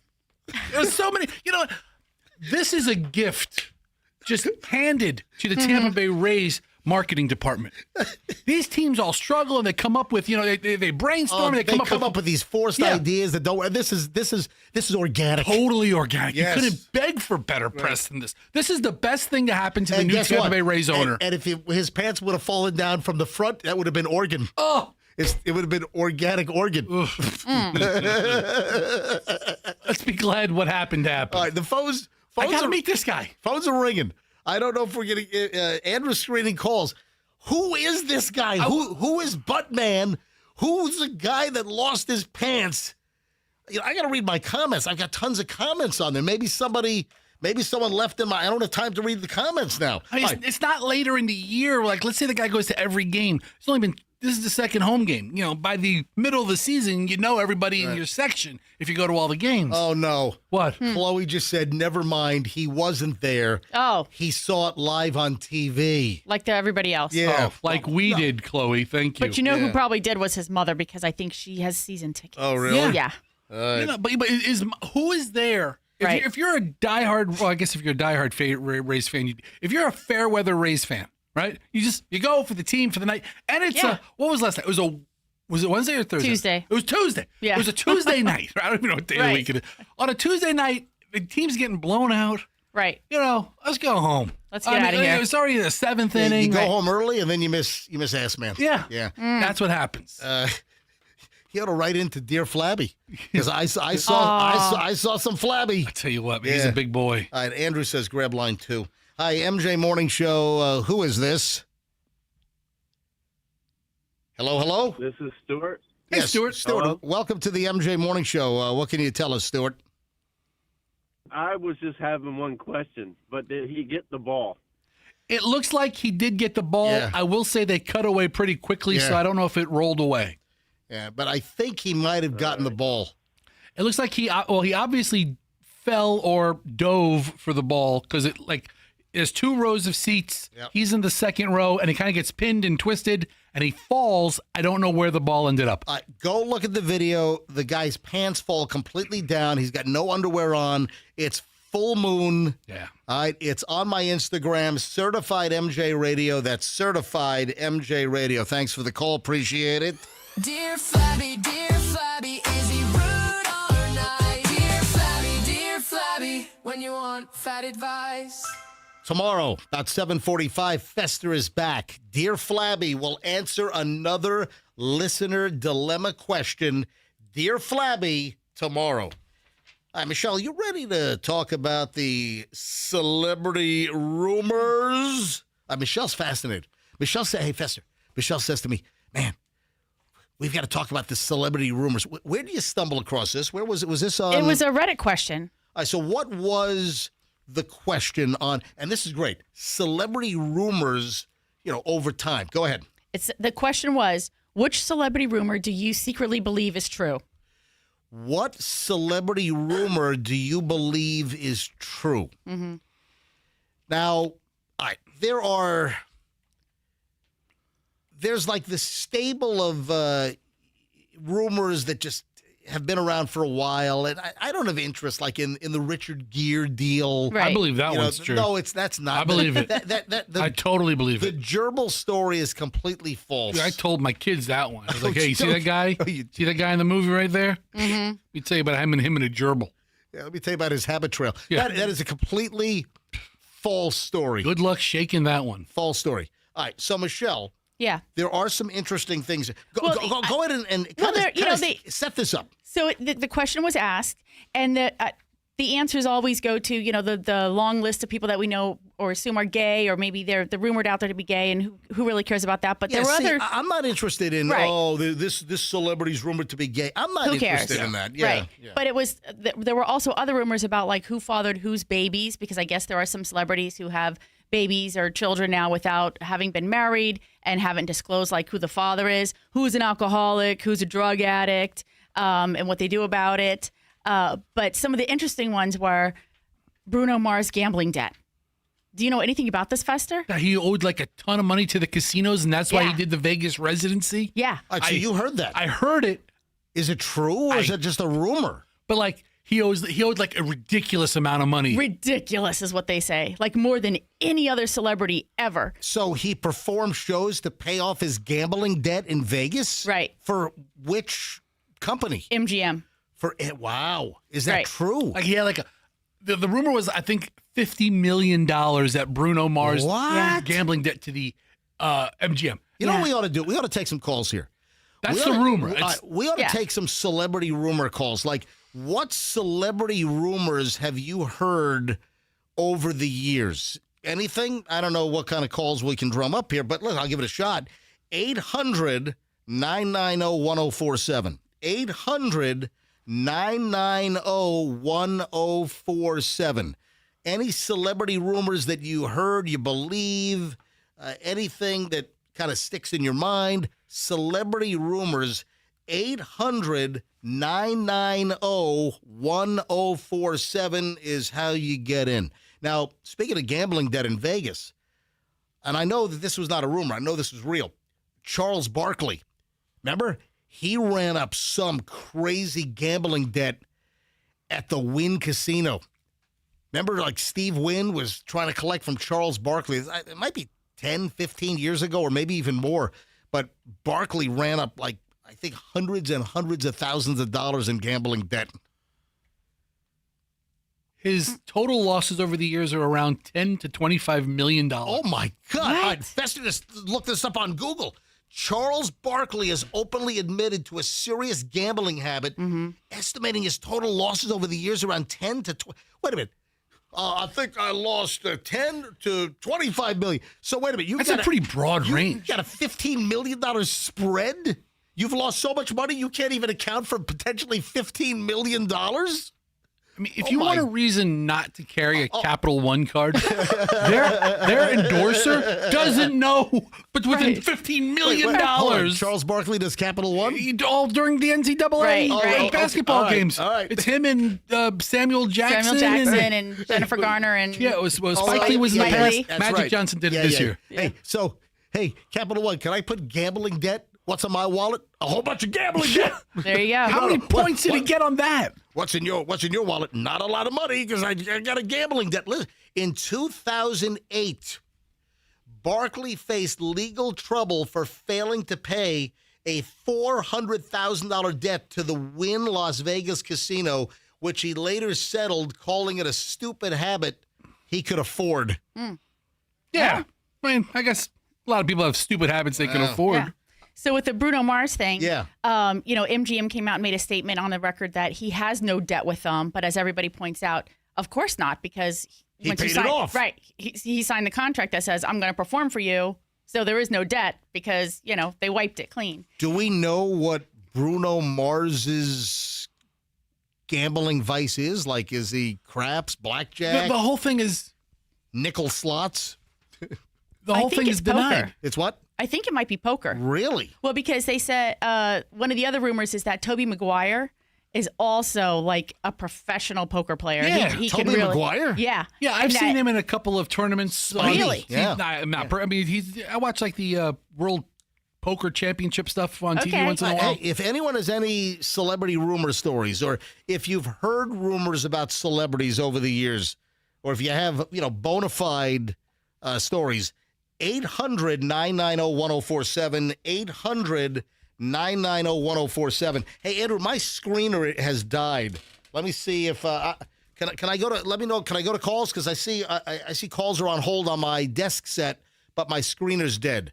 So, Andrew, can I go to calls? Let me know if I can go to calls. All right. What other celebrity? Well, speaking. One more thing on Bruno Mars. Bruno Mars has a Vegas history because if he did run up this gambling debt, he was also busted for like snorting cocaine in the Hard Rock bathroom, if I'm not mistaken. You know, when his career was taken off. Yeah, exactly. Yeah. So all right, what else? That Tobey Maguire, they say that. Remember that movie Molly's Game? That the character Mr. X was based on him. And I don't recall exactly what that was, just that he was some big, gambling circuit runner, like a scary guy. You know, I have a question for you, Michelle. What?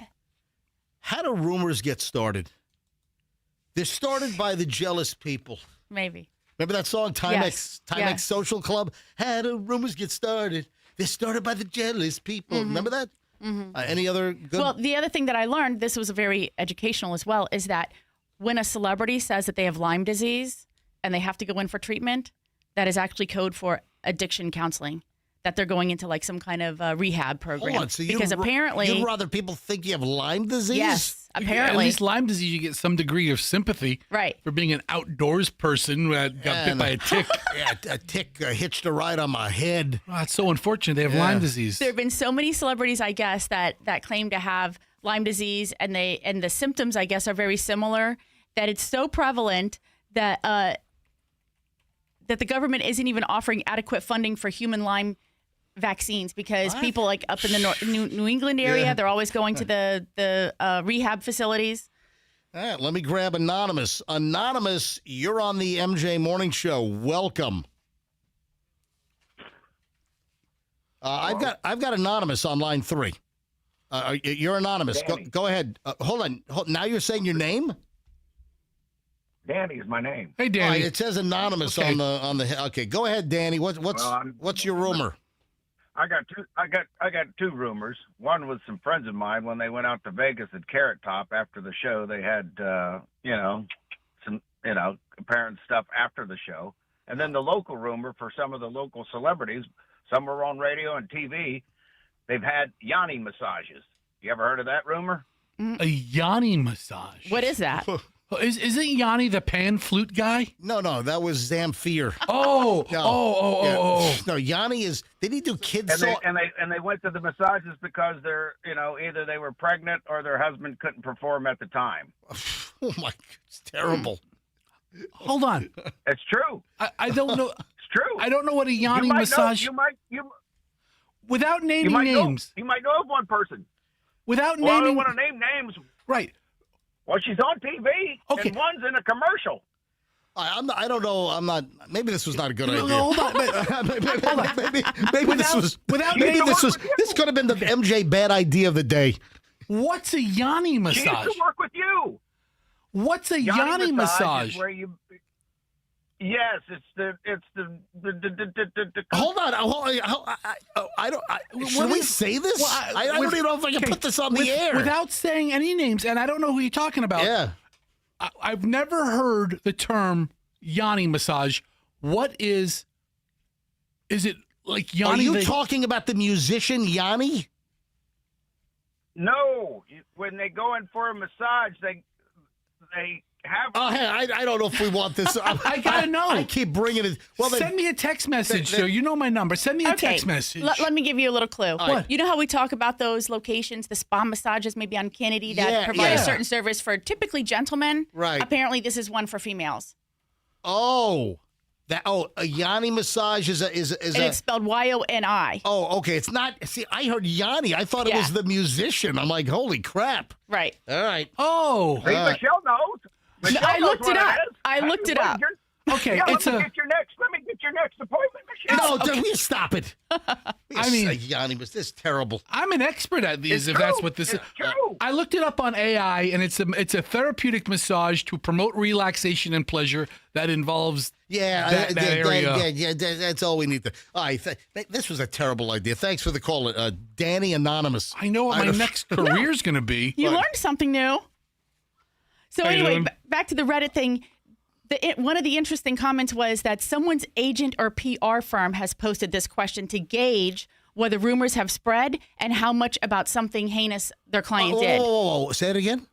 That someone's agent or PR firm has actually posted this question. so they can monitor it and follow to see if their client or clients if their name comes up in a Reddit thread, right, and how much and what's out there and what people are saying. Take the temperature, right? You post the question, "What rumors have you heard about celebrities?" and see if you're a PR agent, if your client comes up in the rumor mill with, because trust me, there's crap that has happened with celebrities all day long that the news hasn't hit the gossip column yet, or hasn't hit the street yet. And this might be a way of sort of fishing for that information, because PR firms nowadays, they kind of operate like a private, sector intelligence. They really are trying to get out there and get that information. All right, to your point earlier when you said celebrities who have claimed to have Lyme disease. Yeah. I've done an extensive research project in the last, minute and a half. And what'd you come up with? Justin Bieber, Avril Lavigne, Shania Twain, Justin Timberlake, Amy Schumer, Alec Baldwin, Kelly Osbourne, Riley Keough. Who's that? That's Lisa Marie Presley's daughter, right? The daughter of Lisa Marie Presley. That's right. A couple of the Hadidis. Yep. It's Bella and Gigi's brother, Anwar Hadid. But Bella Hadid. Bella Hadid. She's got Lyme disease? All the Hadids have had Lyme disease. Hold on a minute. All the Hadids have Lyme disease? Bella she's open about her long-term battle with chronic Lyme disease. Her sister, Bella's mother, also has it. Her brother has it. Stiller was diagnosed with Lyme disease in 2010. What was this tick just running around their whole house? What's going on here? But I had no idea this many celebrities, and Ben Stiller, the Baldwin guy, Amy Schumer, Justin. These are all pretty A-list names, and several of them, I think we've heard stories about them having issues. Some of them have gotten DUIs recently, and let me tell you, Al, I don't want to talk about Jeffrey Epstein alive rumors. That's not what this is about. Yeah. But Al, I appreciate you calling in. Okay. Okay. Thank you. Thank you, Al. Andrew, that's not the spirit of this thing.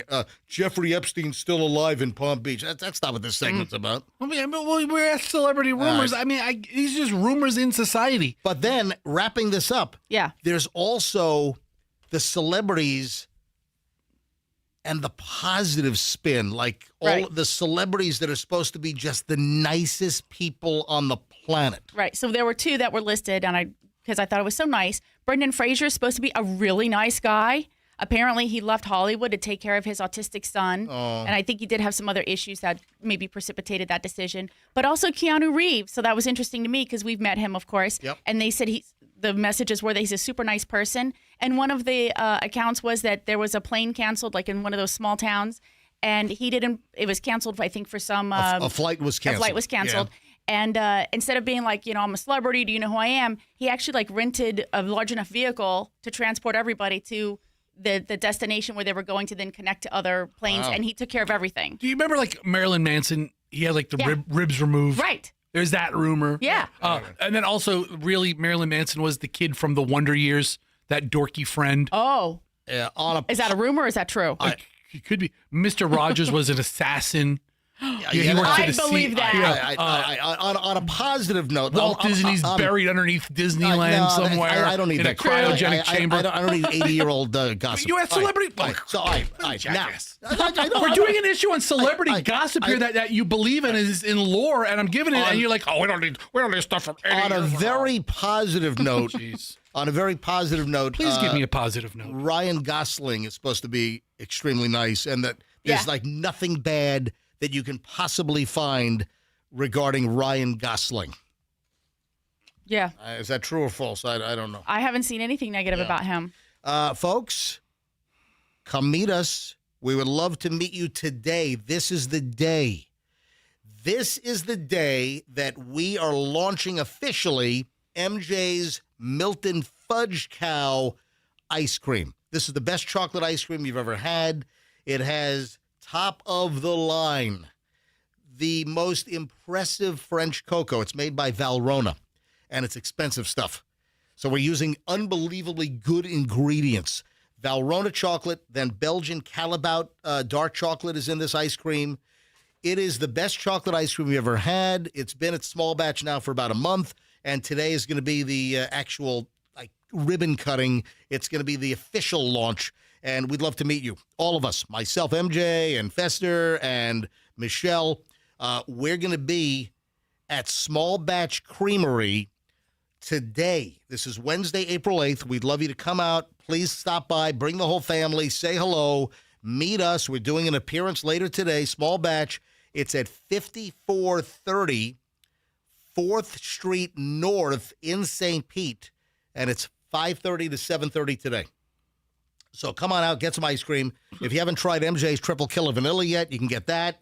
A lot of people are getting a scoop of the Killer Vanilla and the new Milton Fudge Cow Chocolate. That's a combo that's like blowing the doors off. All right, so we'll see you today, Small Batch Creamery in St. Pete. It'd be great for you to come by. All right, we are seconds away from 8 o'clock.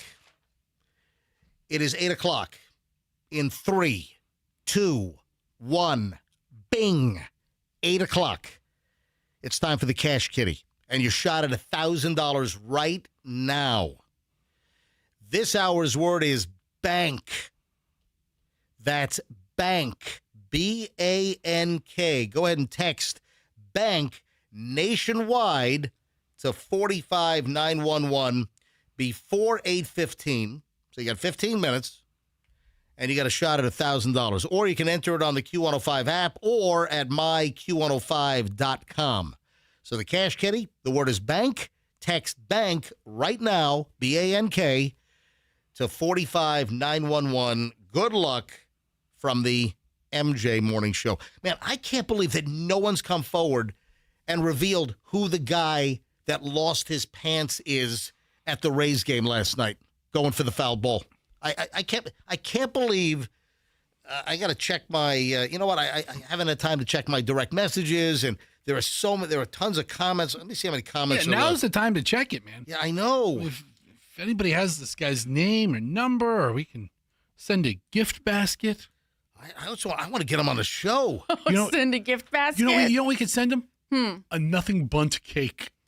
nothing but cake. Yeah, nothing. Not a bunt cake. Nothing but cake. That's a classy cake, man. Oh, I love it. Delicious. It was very good. Yeah, you got one for your birthday? Yeah, I think Banco Overhead Doors sent it. Right. Banco Overhead Doors sent a nothing but cake. Bunt to you, but Yes. butt to this guy. And that thing was delicious. It was really fantastic. That was unbelievably delicious. It was magically delicious. Yeah. Now, people are just making, I don't see any, identification. NASA's next landing site, full moon at the Trop. Yeah, that's the go-to joke that everyone's using with the guy that lost his pants. If you haven't seen the video, it's on my Instagram. Certified MJ Radio. That is Certified MJ Radio. Oh, my God. Yeah, I've got a what? I just checked my text messages, and Yeah. people are texting me celebrity rumors. Mm-hmm. And there's one about Larry the Cable Guy. Listen, I'm not. What? I don't want. No. You don't want it. No. Oh, okay. All right. Cable Guy. I don't want it. You don't. Oh my God, Larry. I guess I can make a revelation. I think I'm out, Michelle. I think I'm canceling it. On. Yeah. No. Yeah, Fester. The plan that you were going to have next week off. The greatest plan I've ever heard in my entire life. Yeah. So there, folks. Look, I'm going to let you in on this. I was going to take next week off. Michelle doesn't know yet. No, Michelle. No, Michelle knows. Oh, okay. No, Michelle. I'm letting the audience know. Oh. So next week was going to be a best of week. Michelle is rolling up to New Jersey to help with Julian and Julian's girlfriend's film project.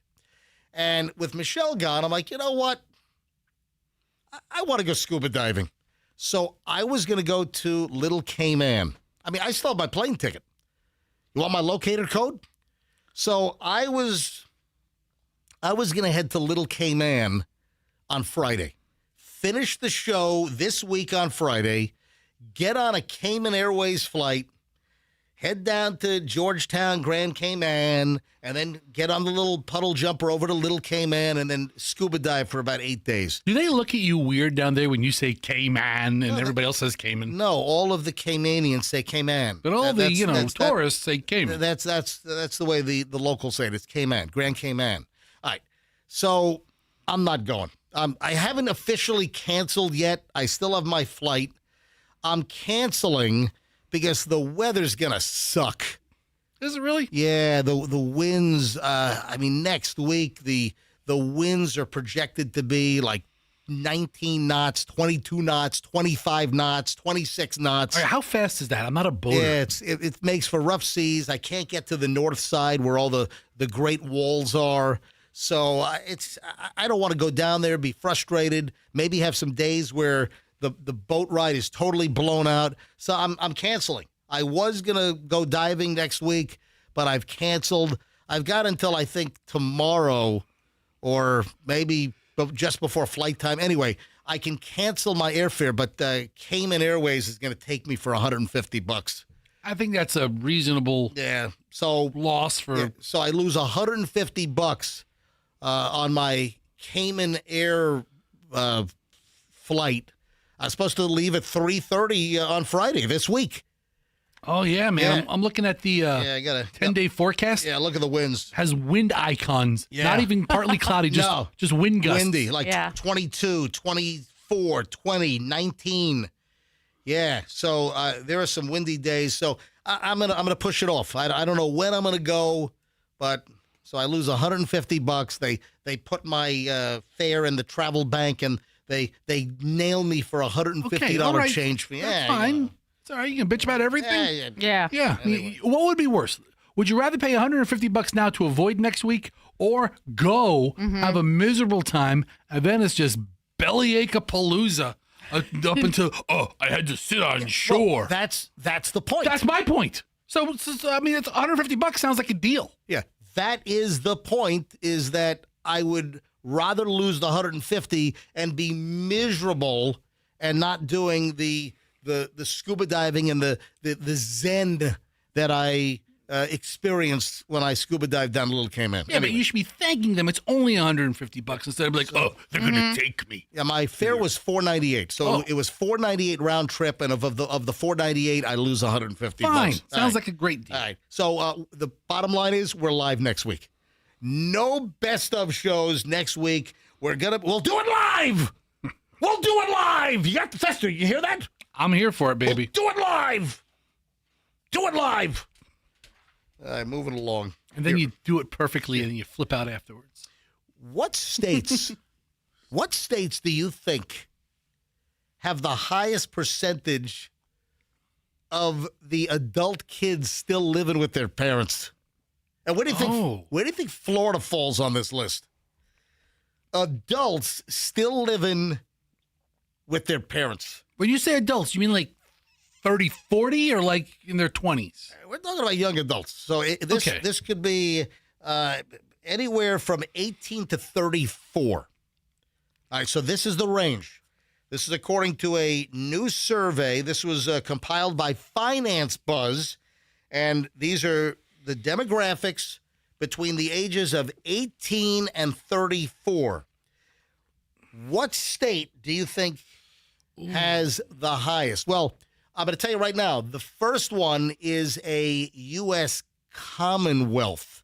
And now we're including Commonwealth? Hang on a minute. Commonwealths? Yeah. All right. So the first one is a U.S. Commonwealth, and everyone knows it. And Guam? Is it? I think you know what? I think Guam is a territory. Is it Samoa? No, I think that's a territory as well. Is it? Come on, a Commonwealth. Was it Puerto Rico? Yes, it is. So Puerto Rico is known as a Commonwealth of the United States. I had no idea. Puerto Ricans are all U.S. citizens. I know they're all U.S. citizens, but I didn't know what their title is. So number one, this is crazy. 57.5% of Puerto Ricans aged 18 to 34 still live with their parents. Wow. That is an enormous number. Is it a cultural difference? There's some cultures that where houses are generational possessions and there's multi-generations living in one house, and that's normal and to be expected. All right. My old dad kicked me out like 2 days after I turned 18. He's like, fend for yourself, kid. Yeah, I went to college, never went back. Never went back, yeah. I left for college at 18, and I wasn't going back to that hellhole. I'm kidding. I got into one like minor disagreement with my old man, right? And it was jokey. I mean, but he had to drop the card. Well, my house, my rules. Oh, yeah. And I was like, as long as you're living under my roof. And I think I might have been like 18 in 1 month. And I'm like, you know what? It is your house and it is your rules. I'm moving out on Friday. And he was like, fine, go. Really? And my mom was, oh, no, blah, blah, blah. But yeah, I mean, I never went back after that. Here's the top 10. All right, so number 1 is Puerto Rico. 57.5% of adults 18 to 34 still live with their parents. Number 2 is New Jersey at 44.1%. See, I was That going to makes think. so much sense. I was going to say New Jersey had to be number 1 or Really? number 2. Why? Why do you, now, Bailey, you are from New Jersey. Yeah. You're a 21-year-old UT student, but you don't want to go home. You want to stay here when you graduate next month, right? Yes. But you could go But home. why would you say Jersey? What is it about Jersey that you thought absolutely your home state would be top of the list? I'm one of 3 of my friends that left the state of New Jersey, and I would say 75% of my friend group all commute to college from their parents' house. Wow. Really? They pick colleges that close. Wow. And that's like Yeah. the most common thing ever. Like probably more than half. Probably like 70% of my high school all went to the same college, and it's only 30 minutes away. Oh, wow. Yeah, but I was going to think it was going to be a state with a higher cost of living expense. And in the last decade, I now think Florida is a higher cost of living state where I didn't feel that Right. way maybe like in 2010. Right. But so I would think Florida might be higher on the list. All right, number 3 is Connecticut, 41.3%. Number 4 is California, 39.1%. Number 5 is Maryland, 38.5%. All pretty costly places to live, Yeah. right? And here we are. Florida is number 6. Yeah, that Like feels you right. said. That feels right. Yep. Number 6 is Florida, 36.6% of young adults 18 to 34 still live at home with their parents. Wow. Yep. Then rounding out top 10, New Hampshire number 7, New York is number 8, Massachusetts number 9, and then Illinois and Nevada are tied for 10. So What are like the least? What states do like kids turn 16 and then just emancipate themselves and never spend another night at their parents' house? West no, Virginia? It's 7 years old. Yeah. But like, what's the least state? Did you have that? I don't have that. Okay. I've got top 10. I mean, if I was like in the Dakotas, Right. I'd be like, deuces, mom and dad. Hey, we got to talk about Doritos. All right. Have you heard about the massive mistake that Doritos has made? And what the hell took them 2 years to figure this out? You know what? They're not able to turn that ship on a dime. 2 years. Michelle, do you know what I'm talking about? I have no idea. Well, you were like shaking your head like, oh, because you're interested? I Yeah. thought you were shaking your head affirmatively like, yeah, Doritos really messed up. No, I have no idea. Yeah. We don't eat Doritos, so I don't know. I mean, I like Doritos, Sure. but, we don't have that type of chip in the house. We don't Right. really, the only chips that you have occasionally, you like the Sun chips. Right. Are you being misled or Probably. are you being lulled into a false sense of security? But it's almost like the Sun chip is a healthy, hey, Fester, type in, is Sun chips a healthier option, over other snack chips? Yeah, Michelle likes the spicier garden salsa variety. They are a marginally better choice than traditional potato chips. Wait a minute. Oh, They do offer more fiber and some less fat. Yeah, oh boy. But it is still a highly processed food. Michelle, it's still considered an ultra-processed food. Yeah. Yeah, I try to avoid ultra-processed foods. Yeah. Yeah, so Sun chips, according to the Googles, the AI, Sun chips are a marginally better choice for traditional potato over. Yeah. All right. So what's going on with Doritos? What did they do? It's a mistake they made, like at the factory level. What have they been mislabeling nacho as Cool Ranch for 2 years and nobody caught it because they're all so delicious? For the last 2 years, they've been putting Twinkies in the bags instead of Doritos. Dude, I wish that was the case. No, I'm kidding. That's like a fantasy of mine. Yeah, of course it is. Dorito flavored Twinkies. No, they have lost billions of dollars because their sales have plummeted because Americans are not paying $7 for a bag of Doritos.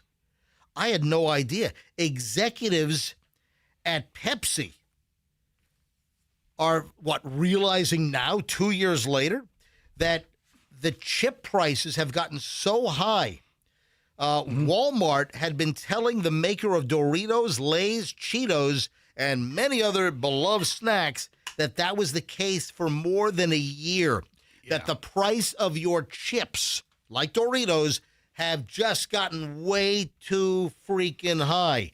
Executives at Pepsi knew it too. Sales at Frito-Lay, the company's snacks powerhouse, were plunging. Some of its chips cost more than $7 a bag. At Walmart, Doritos prices had jumped nearly 50% from 2021, according to Attain, which tracks consumer spending. Yet even when Walmart cut Frito-Lay's shelf space, giving it to its own cheaper in-house brand, and competitors like Takis, I always heard Takis is the worst possible chip for your health. Says who? All right, type that into the Googles. Type in, what is the most unhealthy snack chip you can eat? I've always heard that it was Takis, that they're terrible for you. What is the most unhealthy snack chip? All right, what does it say? And the winner is, here it is. Based on high fat, sodium, and artificial ingredient content, the worst chips often include Pringles. I love a good Pringles. Cheetos Flamin' Hot, Doritos, and Takis. I've always heard Takis is like because of the sodium level in them, but the Takis are delicious if you're down with that. Hey, I'm not saying it's not delicious. All right, so I am an avid... There's a big difference between healthy and delicious, All good points. I am an avid chip consumer. Right. Yeah, what's your favorite? Yeah, I mean, we buy potato chips. Mm-hmm. We'll have them with, burgers or something like that. Sure. And prices are insane. So have you stopped buying them? Okay, come on, please. Stop. Stop with the crazy talk. Prices are maniacal. But I don't buy off the shelf if it's not on BOGO. Oh. Okay. Because, now or Aldi has a complete line of knockoffs.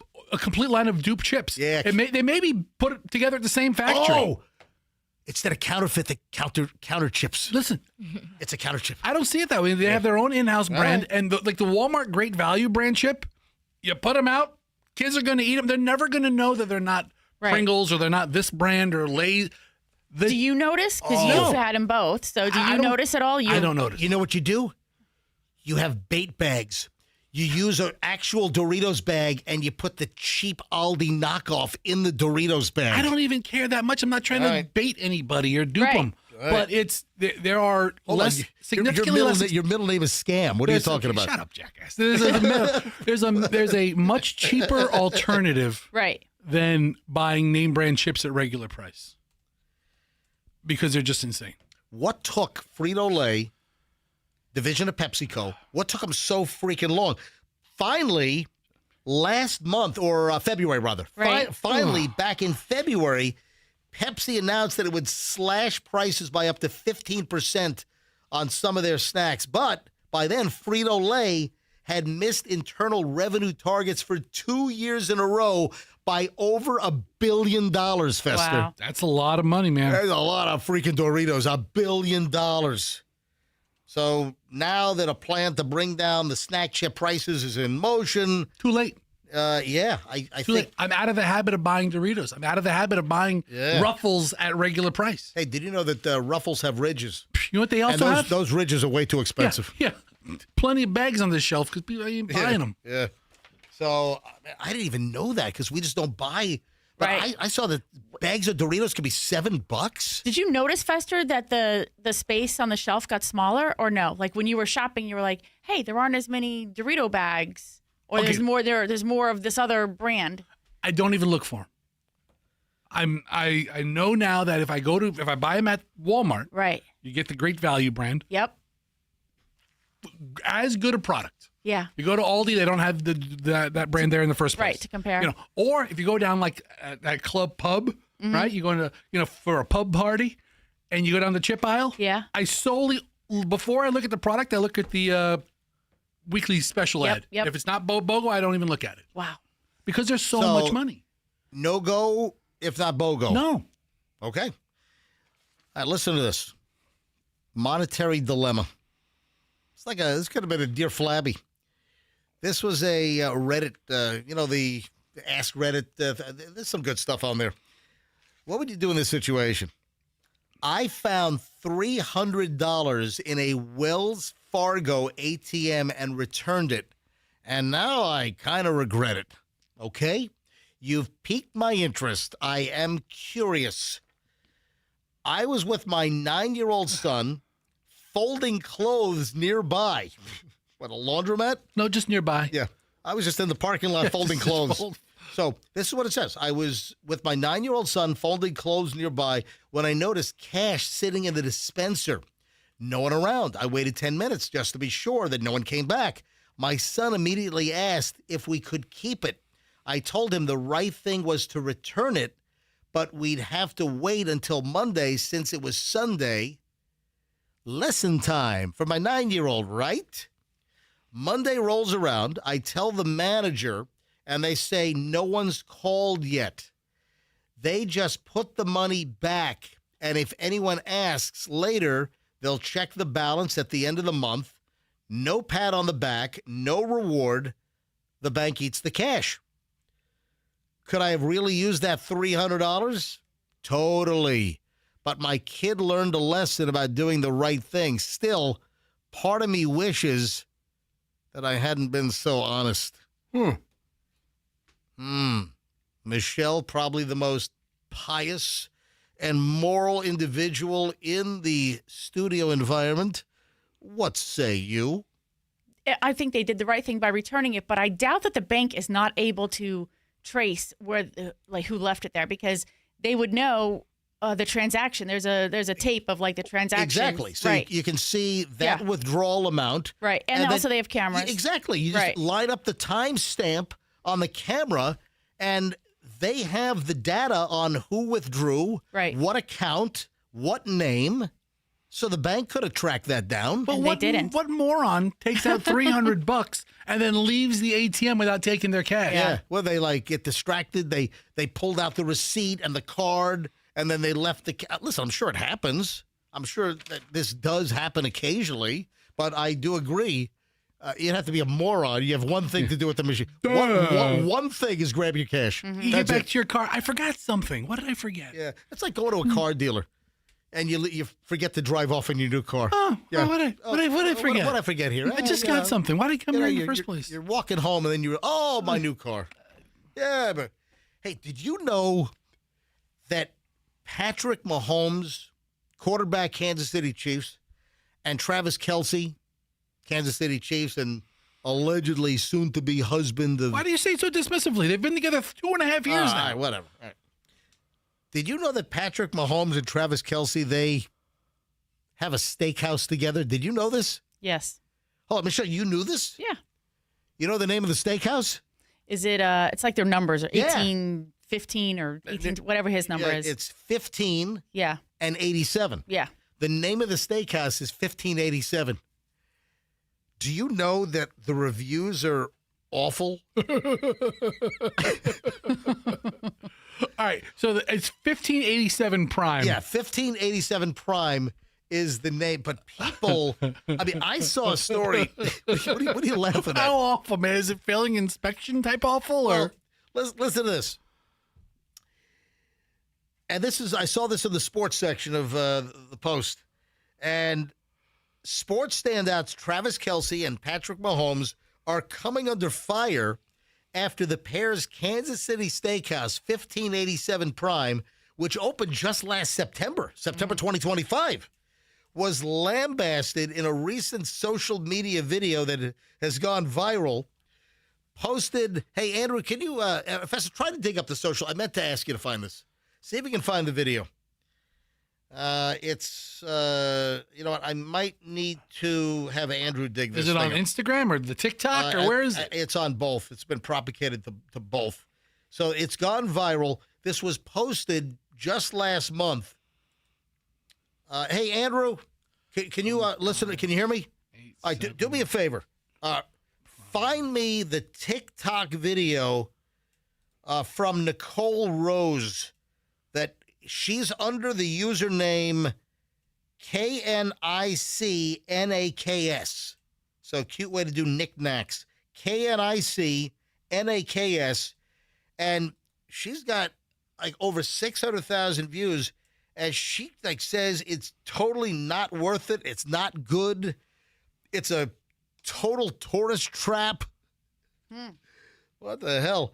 She said, I went on Thursday night, and it was the worst fine dining experience I've ever had. I'm looking at pictures of the restaurant. Yeah, I mean, it looks nice. It looks like a pretty high-end place. Right. It is. Beautiful. Listen, it's not Sizzler. The build-out looks gorgeous. But then to read, it's a tourist trap, and it's terrible, and it's the worst fine dining experience I've ever had. There's a whole Reddit thread about it. Oh, what does it say? Says, What do you have? the biggest sin any steakhouse can commit is bad steak. They were criminally undercooked. The medium well steak was damn near raw in the middle. They sent it back, and when it came back in the table, it was still raw. Oh gosh. God. No, so it's not just this TikToker. No. It's also just rampant bad reviews. You know, oftentimes when celebrities get involved with restaurants, though, part of it is because they want to have a place where they can go. They want to have a place where they can go and hang out and be a little more private and not have to worry about, people approaching them, fans coming up to them. And these two guys are very popular in Kansas City. I mean, But wait a minute, it's a steakhouse for the masses. I mean, so if they go there, it's not like they're going to be precluded from having people try to come up and say hi. They probably have a private dining room. And a lot of these steakhouses do, so that's where they're going to go. But when you think of celebrity restaurants, like steakhouses, like Don Shula, Shula Steakhouse was good for years. I mean, I had good steaks there. You also had a cockroach running across your salad plate, but that's a whole different story. That was only once or twice. Yeah. What else? Oh, Elway's out in Colorado. Tasty. We've been to Elway's. Were we ever in Denver or only Vail? Yeah, we were at the Elway's in Vail several times. Is that still open? And it was good. We had good food at Elway's. But if you're like these high-paid, powerful, I mean, how do you not hire the management staff and an executive chef that is not going to besmirch your name or tarnish your reputation? If you're a celebrity or if you're you're pro athletes like this, are you just asking for trouble getting into the restaurant business? Here's the thing, especially with sports characters. Oh no, Fester, hang on a minute. They got to her. Oh yeah. The video is no longer available. Hold on a minute. Turn your microphone all the way up there, Andrew. What? What does it say? It's telling me that video currently unavailable. Sounds like you're in a porta potty. I like that. Or an igloo. I like it. Or an igloo cooler. I like that much better. Yeah. You wanted it to sound different when he's on the air. Yeah, it sounds now different. it sounds like he's in the can. Yeah, they got to her. The video's unavailable. Holy crap! Maybe they had her killed. Stop. Okay, so She's being served medium rare. Are these guys a glutton for punishment? Because for as many Kansas City Chiefs fans like them. Oh, Taylor Swift fans might like them. Right. But the rest of the league is looking to take a swipe at them. Sure. I mean, I'm not the biggest fan of either of these guys professionally. I could care less about the Kansas City Chiefs. So, is somebody taking an unnecessary dig at their restaurant? I don't know. You know what? It's interesting that you were talking about this story because if you look at the reviews on Google, in the last 18 hours, the reviews are scathing. Yeah. But so I don't know whether those are legitimate reviews or whether someone's just feeding off those of. are pile-oners, maybe. Exactly. So, Google reviews. Right. It has a 4.3. Yeah. With 844 reviews, and the wild majority is a 5.0. Right. From a month ago, the entire experience was more than we could have dreamed of. We traveled from Maryland, celebrated our 20-year anniversary. So they're also good reviews. Yeah, I mean, it's not. The thing is, the Post writes an entire article about one person's Instagram reel that could say anything with no accountability, and they lambast it as being a joke, when in reality, I'm looking at it, nothing about the photos looks less than a pretty nice high-class stuff. Right. So this is what Rose says in the now deleted video on TikTok. I went on Thursday night. This, if you're just tuning in, This is Patrick Mahomes and Travis Kelce's 1587 Prime Steakhouse. I went on Thursday night. It was the worst fine dining experience I've ever had. Oh, the worst. Then she so bad. Then she explains how it took 45 minutes for her and her party to be served their correct martinis. Initially, they brought the wrong martini. She also shared the server did not explain any of the experience to us, adding that they had no idea that they would be getting a bar cart where the martinis would be made in front of them. She just... I'm sorry, that sounds like a nice experience, and Yeah. she's complaining about it? No, it was a terrible one. It's terrible to watch your drinks made in front of you. Here's the thing.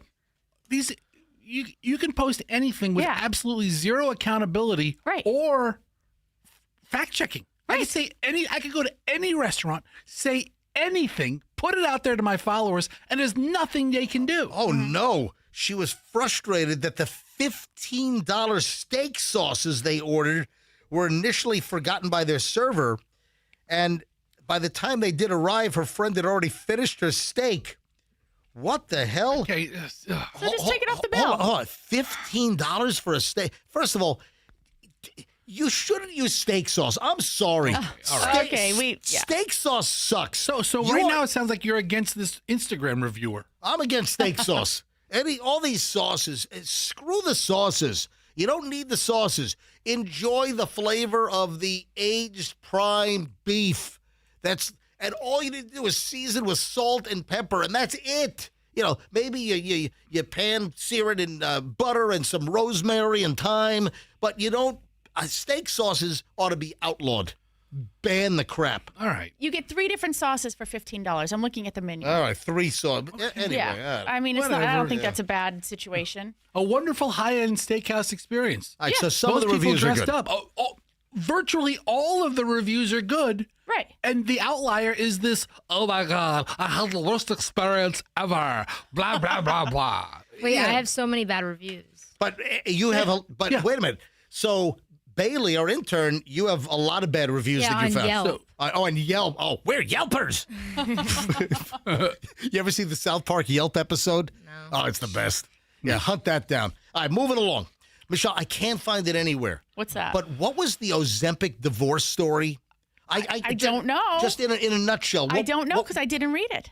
You have to save it for tomorrow. Can you find it? See if you can find it in your email. There was this Ozempic divorce story, and I'm pretty sure the premise of the story was that so many people are on Ozempic, or any of these GLP-1s. You've got what? Ozempic, Mounjaro, and Wegovy, and all these other. All right. Wait, look. Ozempic divorce. You know what's going on? If you were to guess, what do you think Ozempic divorce is? So I typed the term in as you're spewing it, Ozempic divorce. And AI came up with an answer of what it thinks Ozempic divorce is. Yeah, that's it. Yeah, that's it. Okay. So Ozempic divorce is so many people are on these weight loss GLP-1s, right? Mm-hmm. People are losing weight, and then they're getting frisky, and then they want to, play the field a little bit, or then they lost a lot of weight. They're looking great. They're attracting the interest of other guys or women, and the weight loss through these miracle weight loss drugs causing divorces because people want to play around, play the field. So it's being called Ozempic divorce. I can't get to the article, but the gist of it is that when people suddenly change their appearance, that they now feel more confident and comfortable, they're getting out and about, and suddenly maybe they feel like they settled for something that, they could possibly, do better. And so they're saying that the divorce rates are going up or are expected to increase because of, and they're attributing it to the weight loss drugs. Or maybe an unhealthy relationship is showing its flaws. Right. Once the people might feel a little better about themselves or something. I'm going to give this thing a whirly. Anybody listening? Anybody have an Ozempic divorce? Or do you know anyone? This might be easier to cultivate some calls. Do you know anyone that went on these weight loss drugs, lost a ton of weight, they look great, and then the marriage fell apart? They started, messing around, or met somebody else, or, had this confidence. Anybody? 800-990-1047. I don't know. hopefully this is not too tough of an ask, but Ozempic divorce. Have you known it? Is it you? Is it someone you know? I mean, have you been on these weight loss drugs and suddenly, your whole game's been changed and you're attracting more attention? I mean, have you thought about straying or walking away? I mean, there are multiple angles here on this so-called Ozempic divorce, but the numbers apparently are going high. All right, phones are ringing. Professor, what are you laughing at? I promised some guy something and I didn't come through, and now he's calling me on it. It's not to do with Ozempic divorce. All right. Well, all right. Remember your picture, the Instagram video you put up of the man's ass on there at the Rays game? Of course you remember it. Yeah. Is it up to 30,000 views now? Wait a second. Yeah, we talked about it 3 times. You remember that video you put up? I thought you were going to say like 2 months ago. No, people... Like earlier today? Okay. Yes, earlier today. Yeah. The video, you didn't see the game. I didn't see the game. The video, I was contacted late last night. Alyssa has sent you the video. Yes. How many? It's at 34.2K views. Okay, so 34,000 views already. In the 45 minutes it's been since we've mentioned it, it's like 7,000 or 8,000 views. It's jumped up a lot. Yeah. I did not mention that Josh in St. Pete is the one that sent it to me. I even asked him. I go, "Hey, what's your name? Where are you from? I'll mention you tomorrow when we're talking about it." Right. And he's like, he wrote me back and he goes, "Hey, fat boy, you forgot to mention Josh in St. Pete. Tell MJ he owes me some of his ice cream, triple kill of vanilla and the Milton fudge cow." I'm happy to give him free ice cream. Listen, Absolutely. So Josh in St. Pete, thank you for contacting me. Actually, Josh, like, "Hey, when I saw this big ass at the Rays game, I thought you were at the game." And I'm like, "Thanks, Josh." I want to go to the Ozempic lines now. Thank you, Josh. We'll get back into what happened at the Trop last night. It's crazy. Guy lost his pants on live TV. I mean, full exposure. All right. We'll get to that again in a minute. If you don't know the story, hang on. So the question of Ozempic divorce. People get on Ozempic or the other weight loss shots, Wegovy, Mounjaro, and then they're more attractive. Then they meet other people. They start playing the field. They get frisky. And it's being called Ozempic divorce, that people are losing weight and then marriage over, or they're straying. All right, 800. If you have any story, has it happened to you? Has it happened to a friend of yours? Do you know somebody? 800-990-1047. 800-990-1047. David is up. Hey, David, welcome to the MJ Morning Show. Hey, good morning. How are you? Doing well. Do you have a story for us? Yeah, I just wanted to, Ozempic, my buddy and I, we're a couple of fat fellers, and our wives have gone on Ozempic, and they basically quit cooking for us. Say it again. What? So this is not about straying and like leaving the marriage and hooking up with another guy. You're saying that your wives have lost weight on Ozempic and now they're not cooking for you? Yeah, because I'm a lazy bastard. If you're on these weight loss drugs, and he can attest to it, if she eats a lot less, then she's probably not cooking every meal. Right. And he is suffering the repercussions. Yeah, so we're going to start a support group, I think. Yeah. Oh, man. I can name a couple of restaurants you could have those meetings at. Yeah, exactly. David, thanks for the call. I was looking for something just a wee bit more salacious. Mm-hmm. Yeah, my wife went on Ozempic. She lost 89 pounds. Man, she's got a smoking, rockin' bod now. And now she's, picking up dudes at clubs at Walmart or whatever. New confidence. All right, phones are ringing. Let me see if Andrew has anything else. 800-990-1047. Yeah, all the lines are starting to ring. So I'd love to get some juicy items here. All right, 800-990-1047. 800-9. I'm just gonna pick them up here. Andrew's been screening one call for 10 minutes. Hi, good morning, MJ Morning Show. Who's this?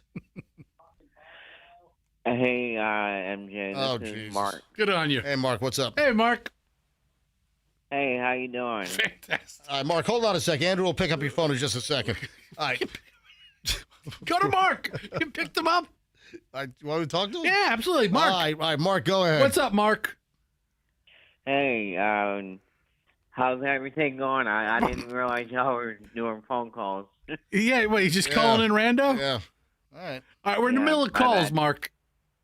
Oh, my bad. No. I'll hang up. All right, we're not. Mark, it is always, Always a pleasure. Great to hear from you. Do me a favor. Mark your calendar. Call us in September, okay? Oh, by the way, I tried your ice cream. It was really good, by the way. Oh, no, see, now you love Mark again. Now the call's coming around. All right. Mark, Mark, really, I appreciate you. Mark, really, we really appreciate you listening, okay? Hey, you should come out tonight, Mark. Mark, we're going to be at Small Batch Creamery tonight from 5:30 to 7:30. You should be there. Festa will pick you up at your house. That was a very long drive. I don't think I'm going to be there tonight. Oh, that's a shame, Mark. Not that big a fan, I see. All right. Mark, thank you, man. I appreciate you listening. All right, so phones are ringing. I'll give you the details. We are. This isn't our best phone day. No, it's not our best phone day. What was the other thing we talked about earlier? I don't know. No traction on it. Jeannie in Dade City. Jeannie, you're on the MJ Morning Show. Hi. Hello, Jeannie. You're on the MJ Morning Show. Can you hear me? Please answer. Yeah. Yeah. Hi. Go ahead, Jeannie. Thank God. So, my husband has a secretary who's been working for him for about 4 years. Right. And she started Ozempic, I think, pretty much right before she started working for him. And they're like having an affair now. Oh, now, Wow. see this. Finally a payoff. You know what? I kept fishing, man. I kept the line in the water, and finally I hooked one. All right. So, listen, I'm sorry to, I don't want to make, I don't want to make entertainment out of your dilemma here, but your husband's secretary at work got an Ozempic, lost a ton of weight, and now your husband is having is he still in the house or have you kicked him out? He's not in the house. Oh, man. Is he with his secretary? No. Yeah. Oh, he's staying at the secretary's house now? No. Nope, she's married too. Oh, so he's not staying there. But he's still with her in that way. Hey, Jeannie, how much weight do you think the secretary lost? I don't know. A lot, I guess. And have you seen the secretary? I mean, is she attractive? Hold on, what? She is. Yeah, all right. She's probably almost 20 years younger than him, too. So Oh, that boy. helps. All right, so how old is she, like 30? No. Hey, I have another call coming. I got to go. Oh, you better get to that. Yeah. All right, goodbye. She has another radio show on hold. What the living hell is going on here today? That's the first time we've ever had that. I've never recalled that happening. Another call. I got to go. What is happening here? Hey, you know what? I'm going to rip the phones out of the wall. Andrew, can we save that and make like a promo out of it? Yes. I got another call. I got to go. Go ahead and pull that. Make that an audio drop, will you please? It was in the clear. Oh, my God. I got another call. I got to go. That's going to live on in infamy here on the MJ Morning Show. One more call. Anonymous in Hudson. Anonymous, you're on the MJ Morning Show. Hey, guys. Yes. My wife was on it, and I guess it's a good thing that the side effects made it so that she had to get off of it and didn't come extremely attractive. Oh, my God. Now, my wife is attractive. Don't get me wrong on that. But, just not extremely to attractive. other people. Well, she had a friend who did it, and, it just made her look ugly. She got the, sunken face. Oh, so she got Ozempic face. Yeah, not my wife, but her friend. Oh, her friend. Okay. Yes. Yeah, she looks ugly after it. But my wife looks great. I like the way she was. I didn't really understand why she went on it.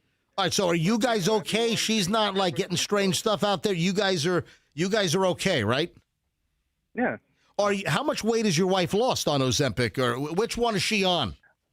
Well, she lost 20 pounds, but then she had to get off of it due to all the side effects. Yeah, she stopped. Right.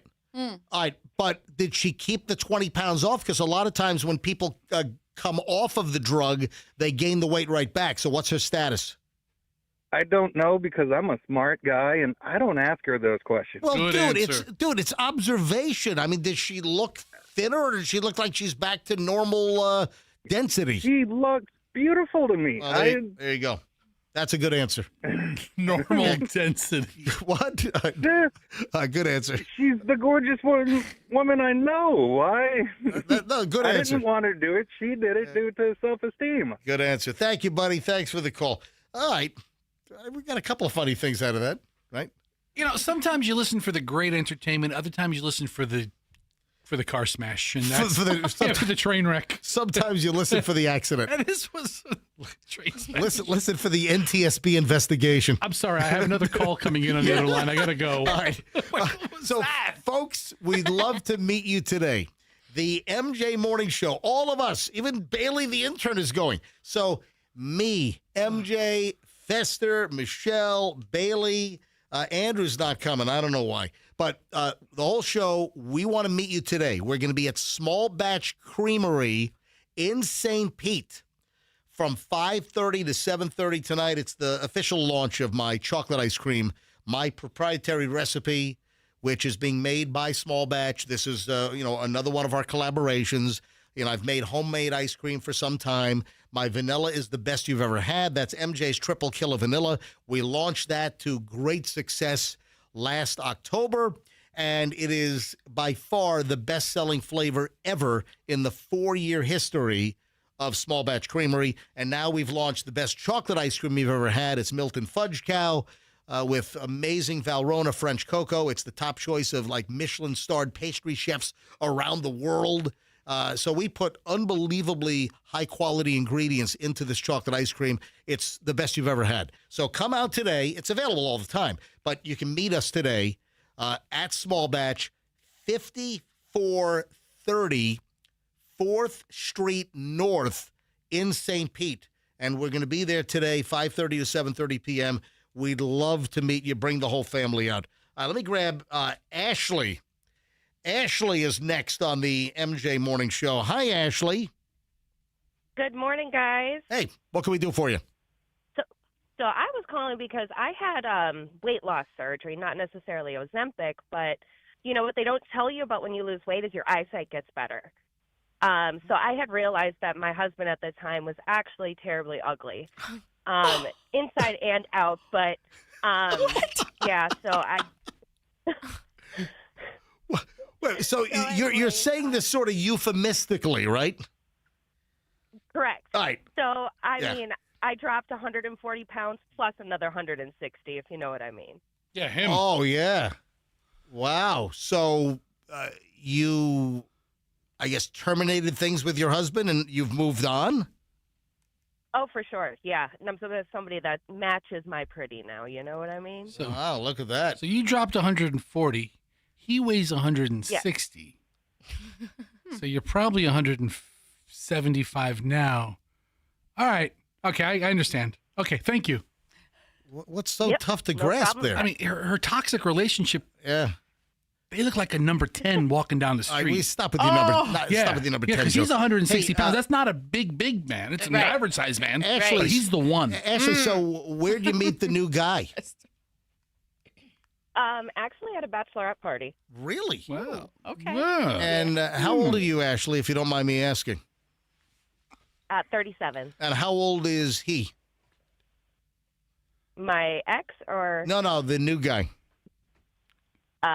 50. Okay. All right. Sounds good to me. All right, Ashley, thanks for calling. Have a good day, y'all. Yeah. Did you have to think about the eyesight thing for a minute? Or I put it together. Yeah. But old Ashley was a 350 nifty. Should we have asked her starting and ending? I mean, she dropped 140. She agreed with your numbers, with your calculations. Maybe she's rocking a Karen Carpenter right now. No, I don't know, but still. I'm sorry. Okay, all right. That was uncalled for. Wow. All right, this is great. I have a song. Yeah. Which apparently is a Gen Z favorite. And Gen Z allegedly is swearing that this hit song from 1979 brings good luck and good fortune. So I want to see if our Gen Z-er in the room, or listen, my kids, Julian and Chloe, they're Gen Zers, and they're typically listening to, portions of the MJ Morning Show on a daily basis. So on social media, apparently many Generation Z individuals are convinced that this particular song is having an effect on their life. This song is having an unexpected second time around, a new life. All right. Here in 2026. And apparently, individuals swear that this song doubles as the money magnet. So they claim that looping it can attract cash opportunities and good fortune. I'm like, what the heck? What? And I know the song, and I have the song. I've got the blurb ready to go. But I want to know if Bailey, our 21-year-old Generation Z intern, knows what song this is, and if you're aware of all of these folks your age that are saying, "Oh man, this song is like giving the good vibes. It's giving us good fortune." You ready? Yeah. All right, before I play the hook, I'm gonna play just like the beginning of the song. Okay. And Andrew's gonna have to cut this out in the podcast. All right. You know what? We can leave the bulk of the segment, but I'll have to cut the music out so we don't get dinged on the licensing. A 1979 hit song. Yeah, disco. 1979 disco era song. What made that boo? Boo! Was that like a drum machine or something? All right, so the song, see if you know, you don't know the song based on that, right? Maybe I need to start listening Yeah, to it. I'm not it's going to bring you cash. It's going to bring you good fortune. Gen Zers like yourself are swearing that this song is like just lucky. I'll text that 45911 number after listening to that. You know, the Cash Kitty's coming up again at 10 o'clock. Okay, I'll listen to it. Yeah, Cash Kitty every day at 8 a.m. here on the MJ Morning Show, and then right at the end of the show at 10 o'clock, and then other times during the day as well. Hey, Andrew, what are the other Cash Kitty times? Andrew, what is it? Yeah, noon, 3, and 5. So it's 8 a.m., 10 a.m., noon, 3, and 5. Those are the Cash Kitty times where you listen for the word and then you text it to 45911. Oh, is Stewie here? Yes, Stu's Bagels. Stu's Bagels has arrived. Yes. So we've talked numerous times about the bagel explosion in the Tampa Bay area. It has become like bagel mania. That's like the name of a place also, isn't it? I think so, isn't it? I don't know if it's local but I know I've heard that name before. But the bagel scene has exploded. Yeah. All these bagels, Jeff's Bagel Run, H&H, which that's pop-up bagel in name only. H&H. Pop-up bagel. Does a nice product, but the whole bagel scene. But then I got a message from Stu's House of Bagels in Pinellas, and they're like, "Hey, we're not new. We've been doing great bagels for a long, long time. Well, can we bring them by?" We had a listener who was trying to put us in touch with Stu's House of Bagels. Hey, is Stu coming himself? Is there even a Stu? I will find out. I guess we will. All right, so Stu is in the lobby with bagels. So I guess we're having some bagels. We had a very passionate listener who really jumped my case for. Yeah, she was like a PR machine for them. I know. Gary Ann from Largo. Yeah, PR director. All right, 8:53 at the MJ Morning Show. Man, a guy gets pulled over for doing 112 miles an hour, right? You're not going to believe what he says to the cops. This takes some cojones. Guy arrested for doing 112. You're not going to believe with this smart aleck what he tells the cops. We'll get to that coming up in just a bit. Oh, Disney is banning this item. And then also, speaking of this item, we have a follow-up on the company being sued. All right? So initially, see, the story says Disneyland, but why would you ban this at Disneyland and not also ban it at Disney World? I'm glad you asked. What is the item? We'll tell you next.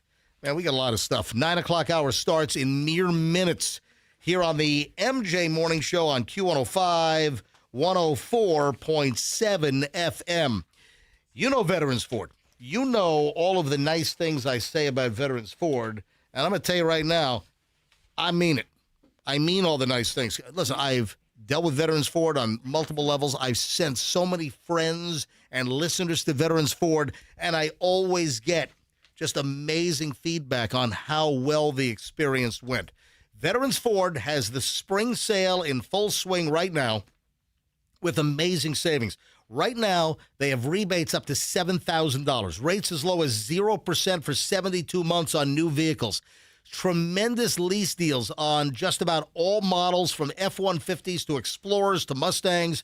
Purchaser lease, they can help you find the perfect vehicle at a great price and a payment that you can afford, one that you're comfortable with. They have new Ford Maverick starting at just $27,900, Escape starting at $28,900, new Ford Mustang starting at under $30,000. Rates are great. Rebates are great. Great lease deals. Folks, Veterans Ford. Hit Veterans Ford. Tell them MJ sent you. Ask for the MJ deal, and that means that no other Ford dealer in town is going to give you a better price. Go to Veterans Ford, Line Bar on the Veterans Expressway, and tell them that MJ sent you for the MJ deal. Simple as that. You know, when you choose an engagement ring, the diamond is very important. However, just as important is the actual setting, the ring itself, that look. She doesn't want ordinary. No, she wants something spectacular. She wants something she's dreamed of her entire life, and that's what you're going to get at IDC. This is where International Diamond Center comes into the picture. Guys, IDC is the only jeweler here that carries all the top bridal designers. These are rings that other stores are not even allowed to carry because they don't have the line available to them. An IDC ring is unlike any other. It's artistic, innovative, the design, the handcrafted precision, exceptional detail, and you get to choose. You want a real diamond?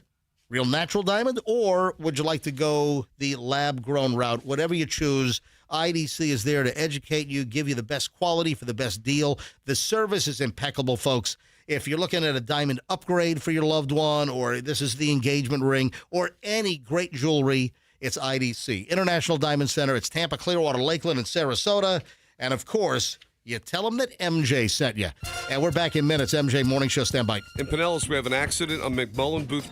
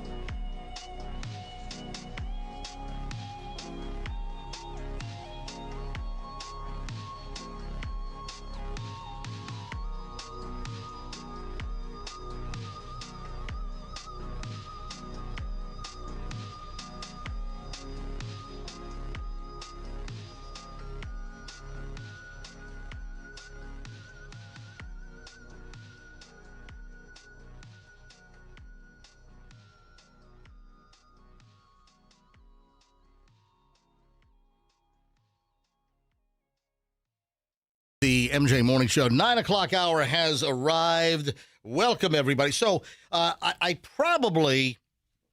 hope, piqued your curiosity with a dude gets pulled over for speeding. A dude gets pulled over for going 112 miles per hour in a 70. If you're pulled over, you're a 20-year-old young man, what is the proper way to address the Utah Highway Patrol? Now, this could happen anywhere. It just happened to happen in Utah. Listen to this, smartass. 20-year-old man. Yep. Addressing the police. Yep. All right, I have an idea. I feel I know how he said it. All right, how do you think this went? What's up, pigs? No? No. No, anybody? No. No. That's just me? No. All right. Okay. I'm chewing on Stu's bagel. I know. It's right. tough segment. Keep talking faster. Right, I needed a longer commercial break. All right. I can make up more pig jokes. The guy tells the cop, I speed all the time. So the Utah Highway Patrol, they're on I-15. They see a car and a motorcycle coming up fast, right? The cop says, this is the Utah State Trooper, I visually estimated the speed to be approximately 110 miles an hour, the trooper wrote in the booking affidavit. Both vehicles passed me, weaving around traffic, when my radar then indicated a speed of 112. That was a good estimate. You know, to estimate 110 and the radar flashed at 112? I don't know. That's a highly trained officer. Yeah, he made it up. So listen to this.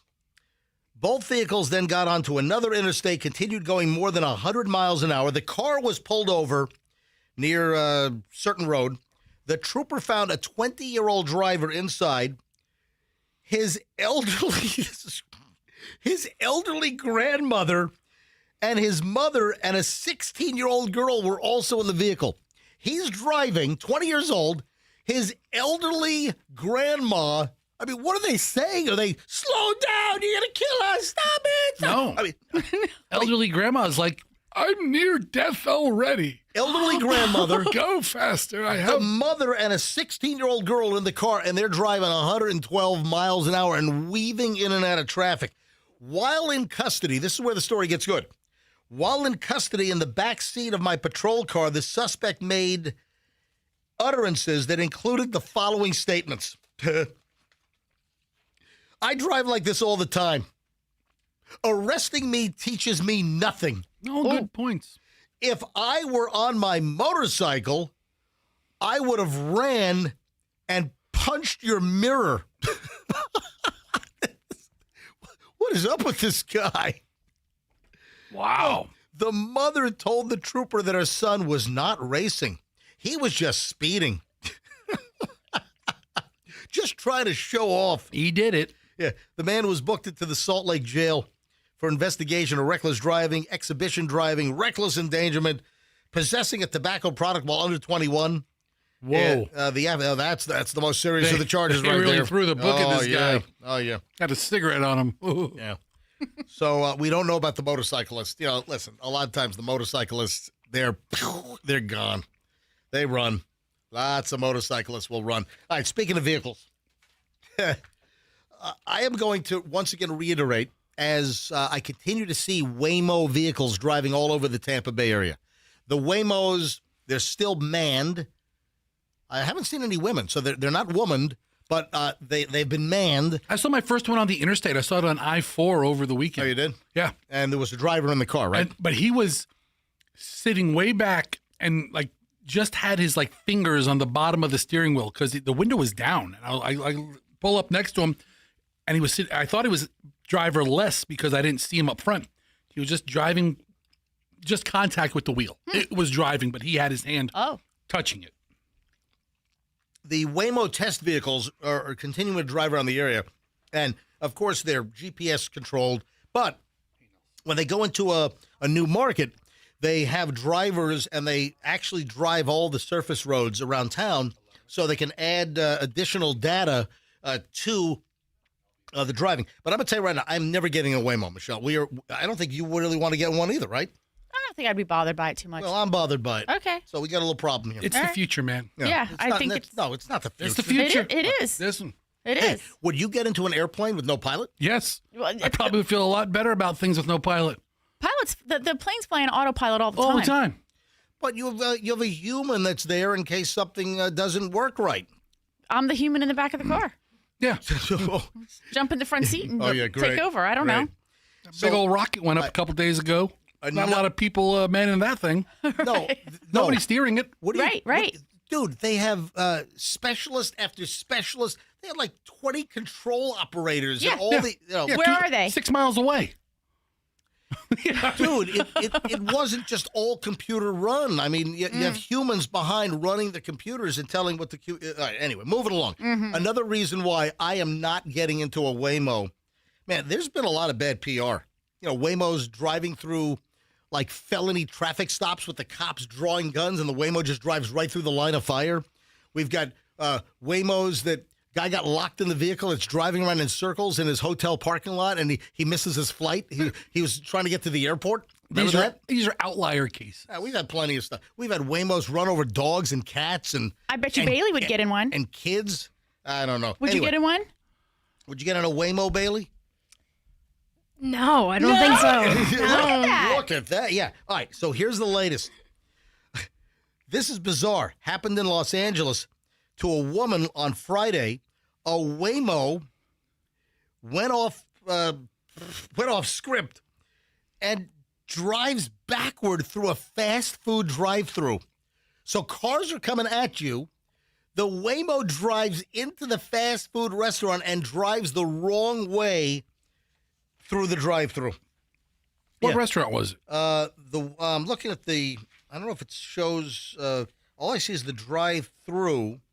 I don't see like what it was. The woman's son was there as the Waymo ignored the wrong way entry, and I mean the guy's like commenting about what are you doing, and we've had all kinds of problems with Waymos. There are multiple stories. And the latest now is, why would this thing go through the drive-through the wrong way? And it's happening. These stories are coming up more and more. It's like you'd think that the algorithm or the computer control would get better. It seems to be getting worse. It has to learn, first of all. Okay, yeah. Let's have a. You know what? You need a couple of good head-on crashes and some fiery, destructive, mangled wreckage in order for the Waymos to learn. Yeah, that's what I'm looking for. I'm not getting in one of these. I'm telling you right now. All right, fine. Yeah, local Waymo drivers and management. Dude, I can't wait for these things to go driverless so me and like 50 friends can call one to your house. Do you know what it was doing? Jam up your block. I can tell you what it was doing. What? It was picking up a passenger, and it pulled in the drive-through the wrong way to park and then pick up the passenger. Yeah, somebody's getting into the Waymo. Right. She's looking for it on her. It went the wrong way on the interstate. I'm looking at the restaurant. Yeah. And What does it look like? It's not a major franchise. It's like a one-off, or it's like a mom and pop, some kind. But I can't see what. But it's just sitting there. So you even have a car. A car is at the speaker and the menu board going the right way, but that car can't even proceed to when they said, okay, that'll be 1712. Please drive around to the first window. No. They can't. The Waymo's sitting there. Move that Waymo, and I'll get to the first window. Right. Yeah, way more problems with these things, man. I'm not getting it. I'm telling you right now. All right, on to Disney. Hey, Andrew, turn your microphone on because, of course, we have one of the world's freakiest adult Disney fans. Our producer. As always, MJ, I resemble that remark. Yes, I know. Andrew, why would Disneyland ban this item and it would not be banned at Disney World here in... Yeah. It's not banned from Disneyland. It is banned from certain rides. I know. That's what... But well, what is it? It's a ban at Disneyland. It becomes a projectile if it becomes dislodged. It's right. a Stanley Cup. We get it, but so Stanley Cups that riders want to bring on the ride, they'll become deadly projectiles only at Disneyland in California, but no potential deadly projectiles on the rides at Disney World here in Florida. I never thought about that.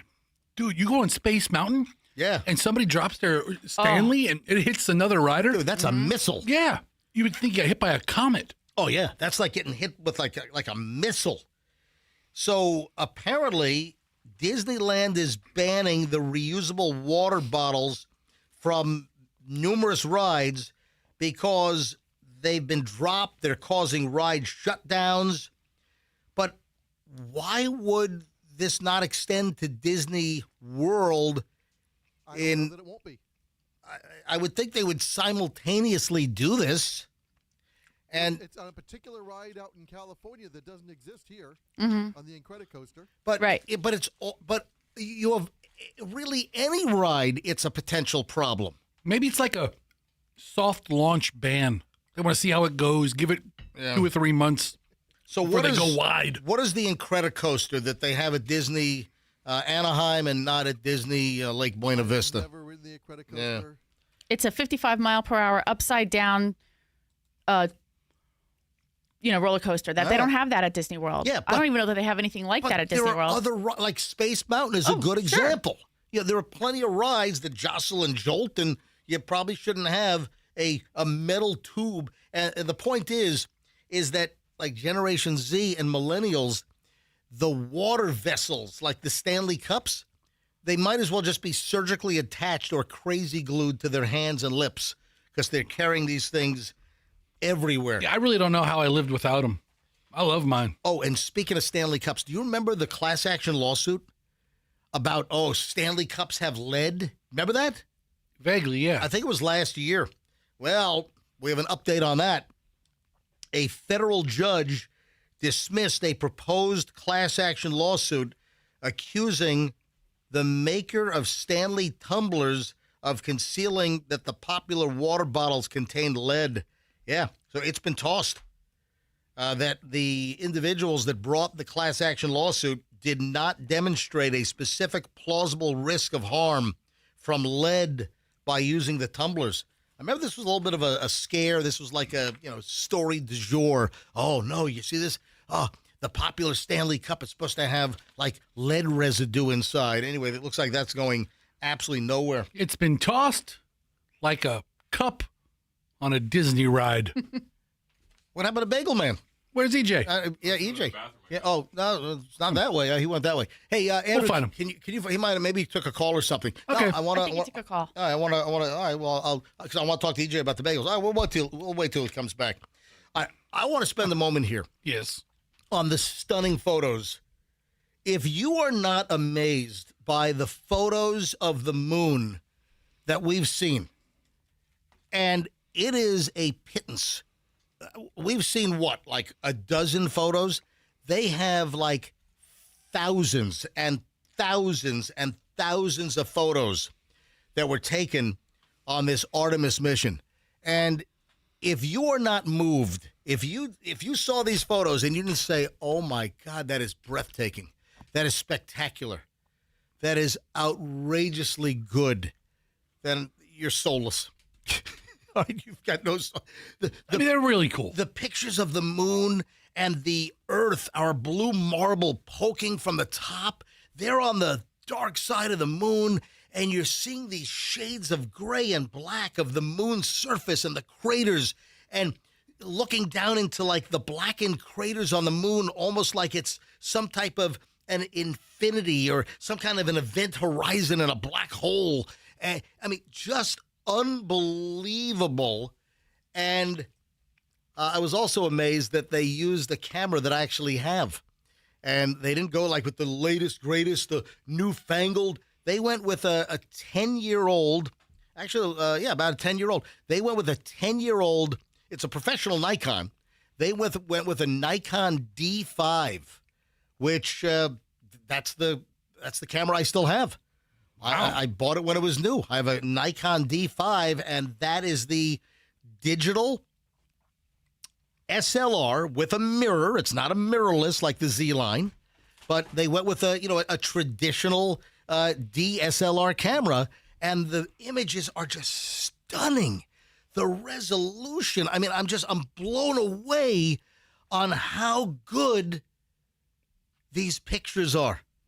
I mean, it's like, wow, wow, Every single one. I'm like, wow. And this is also important. And these are all asteroid hits? Yeah. All these little pocks on the moon? Meteors, whatever. All the pock marks on the moon. It's just unbelievable. Now, you would think that maybe the new photos would shut up the fake trip people, the conspiracy people. All right, so that's a possibility, but I was thinking of something else. What, the Martians? No. Yes, Andrew just said it in my ear. The flat earthers. Oh, okay. Yeah, you know, can you believe that we really have people out there that think the Earth is flat? So maybe this will shut up the flat earthers.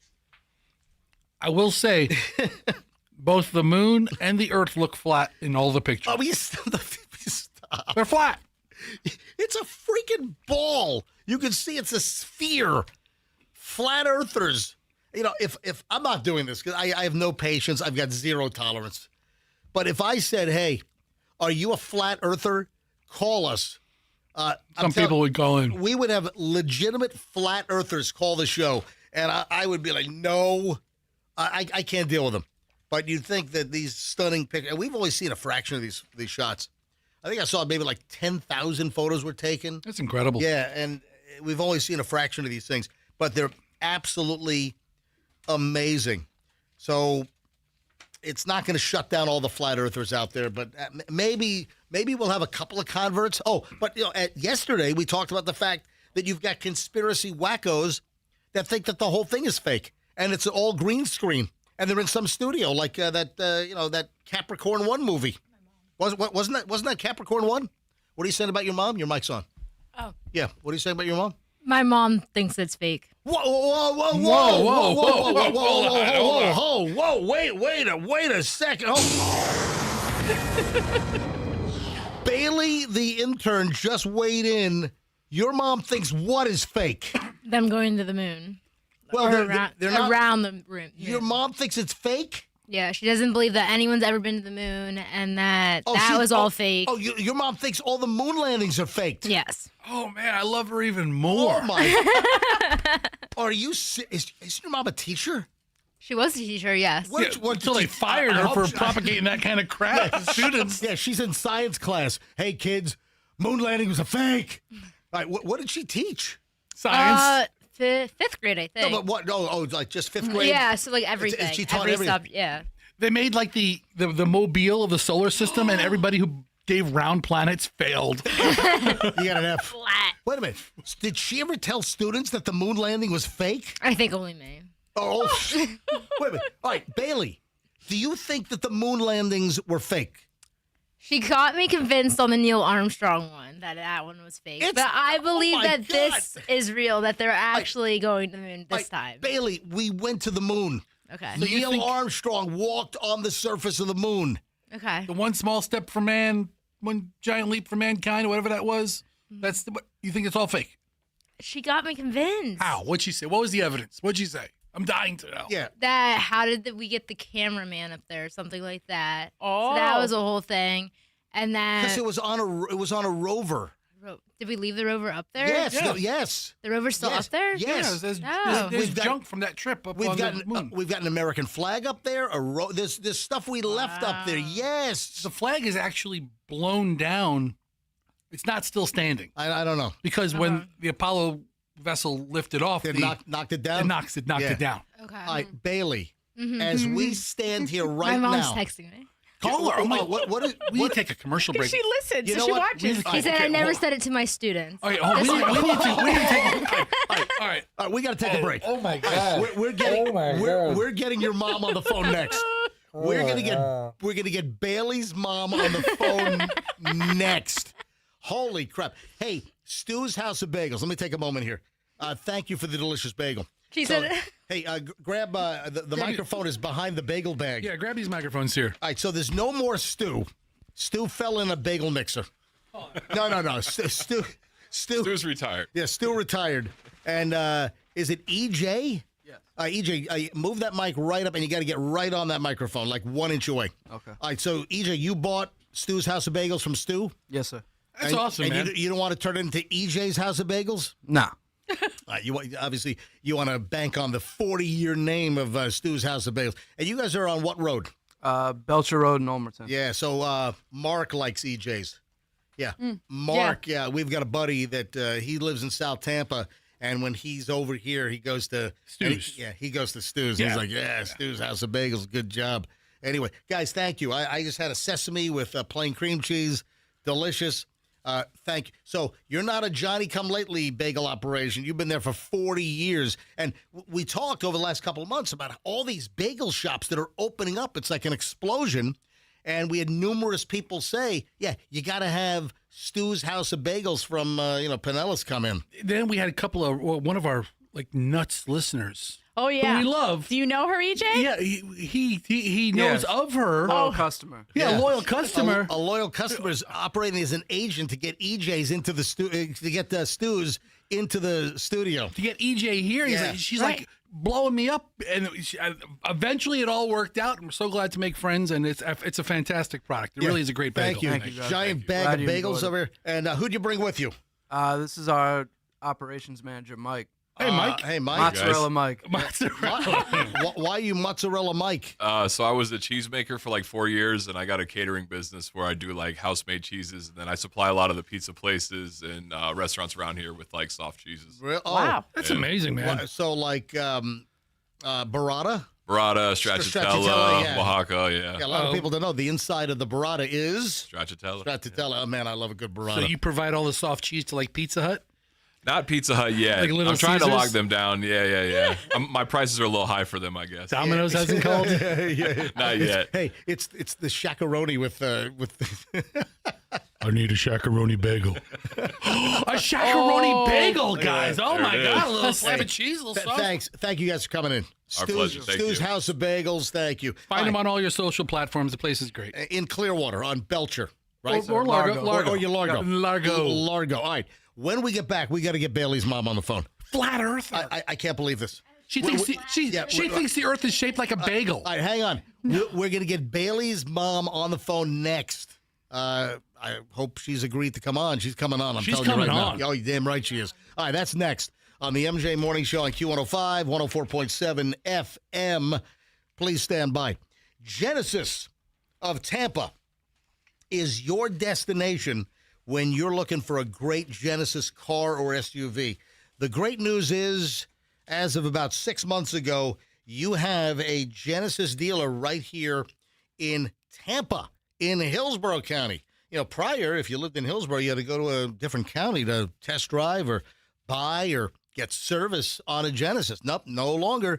Genesis of Tampa is open right off of 275 in Bears, right at the corner of Bears and Nebraska. And it's a family-run operation. I know the Murphys. It's part of the Murphy Automotive Group. It's Mike Murphy. Great stand-up family guy, always doing community involvement. And, in fact, this month is a great community month. When you buy or lease a new Genesis, a portion of your vehicle purchase is going to be donated to the charity of your choice. When you buy or lease at Genesis of Tampa, you need great Genesis service.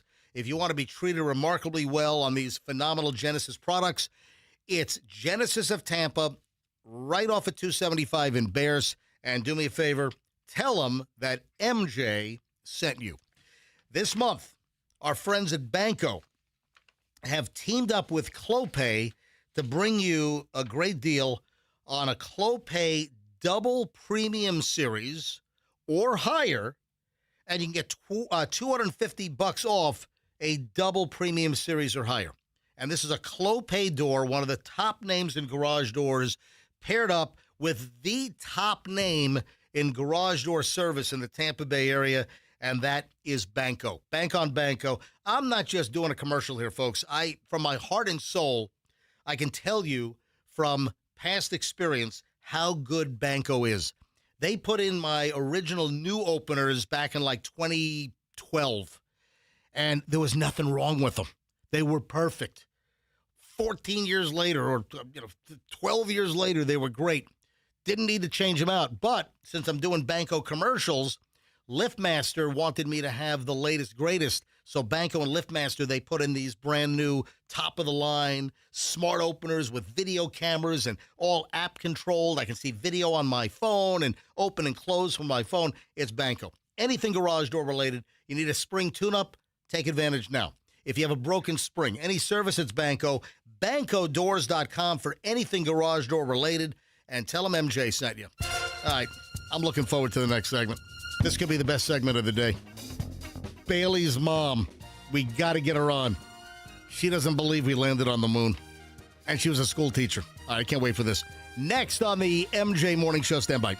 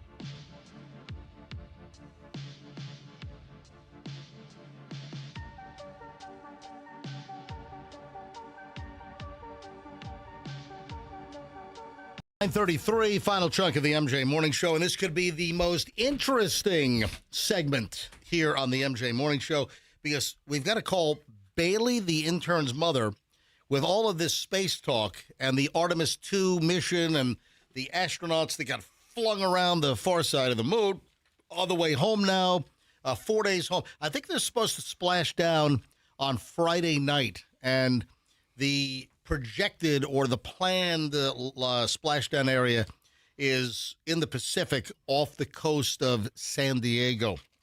So with all this chatter, we brought up the flat earthers. And, you know, with these new pictures, are the flat earthers out there going to say, oh, okay, maybe the earth isn't flat? Are any of these conspiracy theorists going to, drop their conspiracy beliefs? Apparently the answer is not. No, and it's not going to cause some of these conspiracy, wackos, to believe in science, right? So we're kind of talking about it a little tongue in cheek, and then Bailey out of nowhere, my mom believes the Earth is flat. No. She didn't say no. My mom doesn't believe that we landed on the moon. Apologies. Yeah, I'm sorry. So mom thinks that the Earth is round, just doesn't believe that Neil Armstrong in summer of '69, was it July of '69? She doesn't believe that we landed on the moon. Neil and Buzz? Yeah. All right, I got to get Bailey's mom on the phone. In southern Jersey, 609 is the area code. All right, so and it's Laura, right? Yeah. That's your mom? Yeah, Laura. Laura's a retired school teacher. Hey, kids, we didn't land on the moon. I believe that the Earth is round. Yeah, we already debunked that. Oh, you know what? Before I forget, Laura, hold on for 1 second. Before I forget, here on this Wednesday, I just want to recognize something quickly, and I want to recognize a very important birthday. And I want to take a moment here. This is a very, very important birthday. And it's my brother. Hey, that's right. Your brother's birthday. My brother, his birthday is today. It is April 8th, and my little brother's birthday. Oh, and Andrew just told me that his mother was born today. Oh, that's great. So many important birthdays today. My brother, the real Dr. Drew, has a birthday today. So happy birthday, Drew. All right, there's one more. And while we have your mom on the phone, Bailey's birthday is tomorrow. Bailey? Yes, Bailey's birthday is tomorrow. And Bailey, you're going to be 22. Yes. 22. Oh. Hey, Mama Laura, can you believe your little baby is going to be 22 years old tomorrow? I cannot believe it. Is this incredible? And it is. Bailey, happy 20. You're not going to be here tomorrow. This is your intern day. But happy birthday. Thank you. For tomorrow. And we got you something, but I don't know where Michelle is. Michelle ran to get the thing. Michelle, are you coming? Michelle, we need the cake. Time is of the essence. Oh, she's got a lighter. Wow. Oh, look at this. Oh, look, if you're watching MJ TV, are we on the wide shot, Andrew? Bailey. Yeah, give us the wide shot. With 22 candles. Yeah. Hold it up, Michelle, so we can get on the wide shot on MJ TV. Look at that. That's a beautiful little cake. Happy birthday to you. Bailey. All right. Happy birthday to Bailey. Happy birthday to your Bailey. Bailey, don't get your spit all over that cake. No, hock a loogie right on it. Yeah. Hey, Laura, what's harder to believe? That your baby girl is 22 years old or that we actually landed on the moon? They're both very hard to believe. All right, Laura, all kidding aside, and you don't believe that we landed on the moon? Up until a couple of years ago, I was completely on board. And then I started seeing, people, I was open to hearing why they wouldn't believe that we landed on the moon. You know, we've seen the TV things, we heard all the astronauts. I was all on board. And then they made some pretty good reasonings of why they thought it was not true. And the main one was, oops, did I lose you? No, we're here. Oh, the main one was like the cameraman being on, you know, how they had them coming off. Like, how did they get that there before they got there? Mm-hmm. Well, because the rover was put out. There's all kinds of research online. Like the camera moon conspiracy focuses on alleged discrepancies in Apollo moon landing photographs suggesting they were faked on a studio set. Common claims include the absence of stars, odd shadows, and camera appearing in photos. Experts attribute these to technical limitations of the 1960s and the high contrast of the camera because you're dealing with that old technology. So wait, how did the camera get there to, as she's saying, picture them, you know, coming off of their craft or being there? Like, because the rover, which was launched before they got out of the capsule, right? That had the camera, and it just perfectly situated itself to take the picture. Michelle, don't get all wacko. I'm listening to what Laura's saying, and I'm thinking, yeah, well, how was the camera there, you know, so perfectly positioned to take this very historic, most perfect picture? Tell me. Where did it fit on that craft that they were? You know, it was very small. Yeah. Laura, I promise we were on the moon. we were there. The moon landing was not faked in a studio. No, we were actually there. Hey, remember, was it John Glenn? Or was it Buzz Aldrin? No, it's Buzz Aldrin. Was it Buzz? Oh, Buzz, yeah, if you confront Buzz Aldrin, and he is 96 years old, he hit a guy. He will knock your freaking lights out. Buzz Aldrin attacked a guy that went up to him and was badgering him. Hey, you fraud, you fake. Yeah, we didn't land on the moon. And Buzz Aldrin hauled off and whacked a guy. As he should have. I think it was in, what year did he do that? Like, I feel like it was like 5 years ago. I think it was like 10 years ago. I think it was like in his 80s or something. And he whacked, I think, was he arrested for like battery, but then the charges were dropped? One man I would never arrest is Buzz Aldrin. Yeah, really. He can do whatever the hell he wants. What are you thinking? All right, Laura, now you were a teacher, but you apparently, as a fifth grade teacher, you never shared with your fifth grade students that you thought that the moon landing was faked. Well, no, when I was a teacher, I totally believed it. I love teaching science. Okay, I got you. Yeah, yes.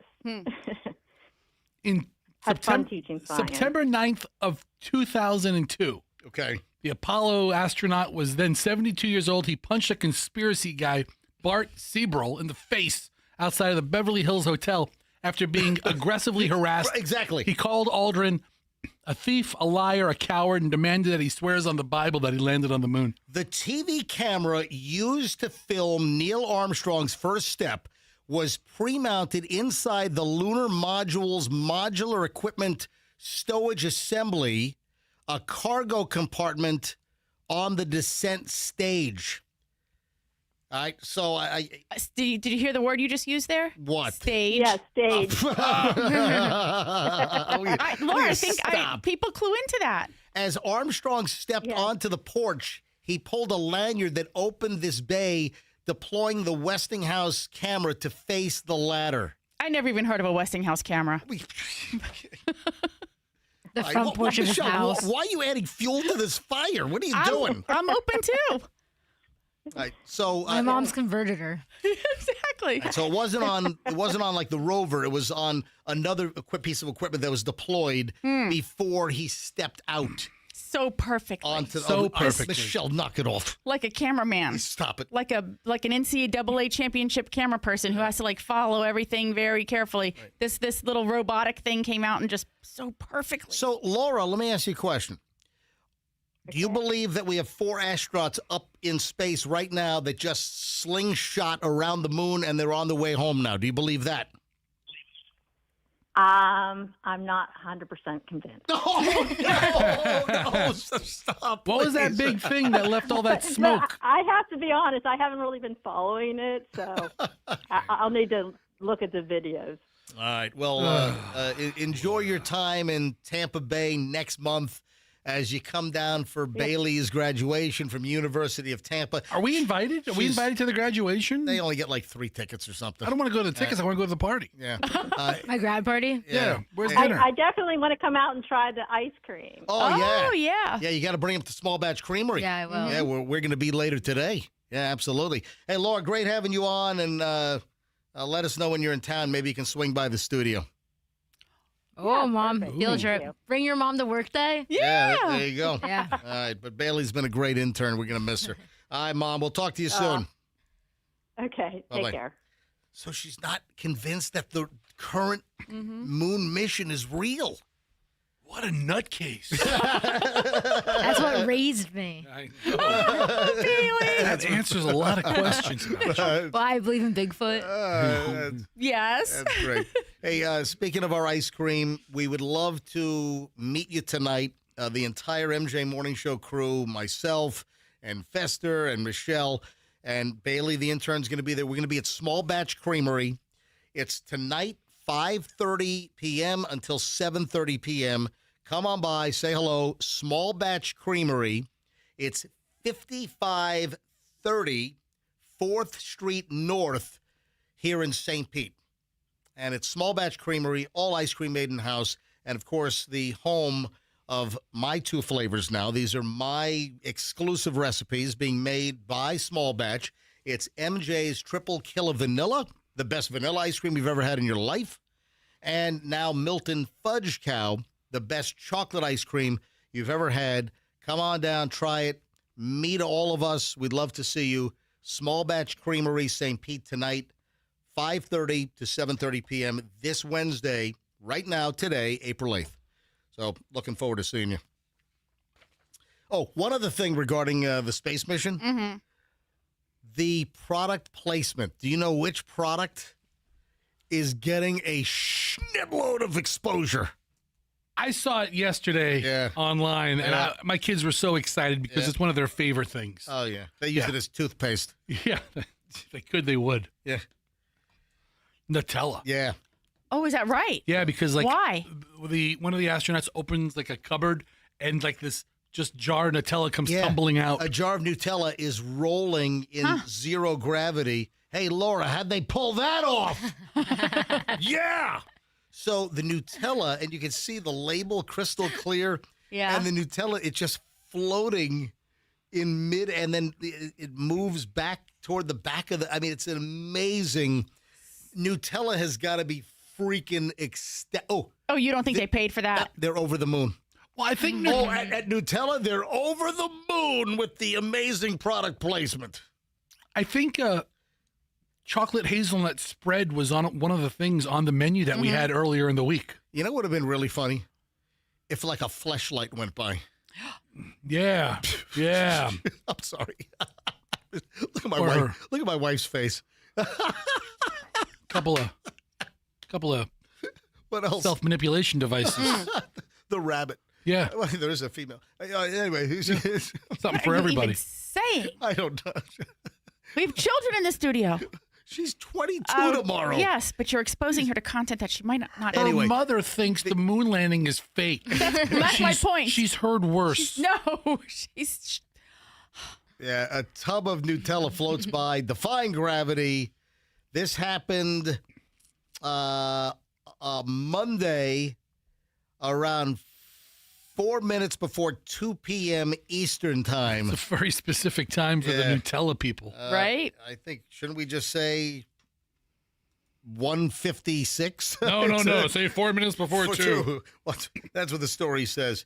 Yeah, so what a mission. And Nutella gets possibly among the greatest free advertising campaigns of all time. It's amazing. Yeah, it really is. What else? What time? Oh, a couple of celebrity type things. Do you know who Chloe Fineman is? Is she an actress? Chloe Fineman. Any idea? Is she a comic? Yes. Is she on SNL? She is. Did you know that? Or did you No, look it up? Because last night I went back to watch the Jack Black episode. Oh, yeah? And I enjoy Jack Black, so I thought it would be like just hysterically funny. Yeah. And I think it was a turd. I didn't laugh at anything. Really? Oh, you didn't like the Jack Black episode at all? I didn't get through it. I got through the monologue, and I got through the first couple of sketches, and I'm like, this is it. And I shut it off halfway through. Oh, I really liked it. It would turn me, now I'm like a Jack Black fan. I made it like to the news, and I'm like, all right, I'm done. I'm out. I fast forwarded through the commercials. and stuff.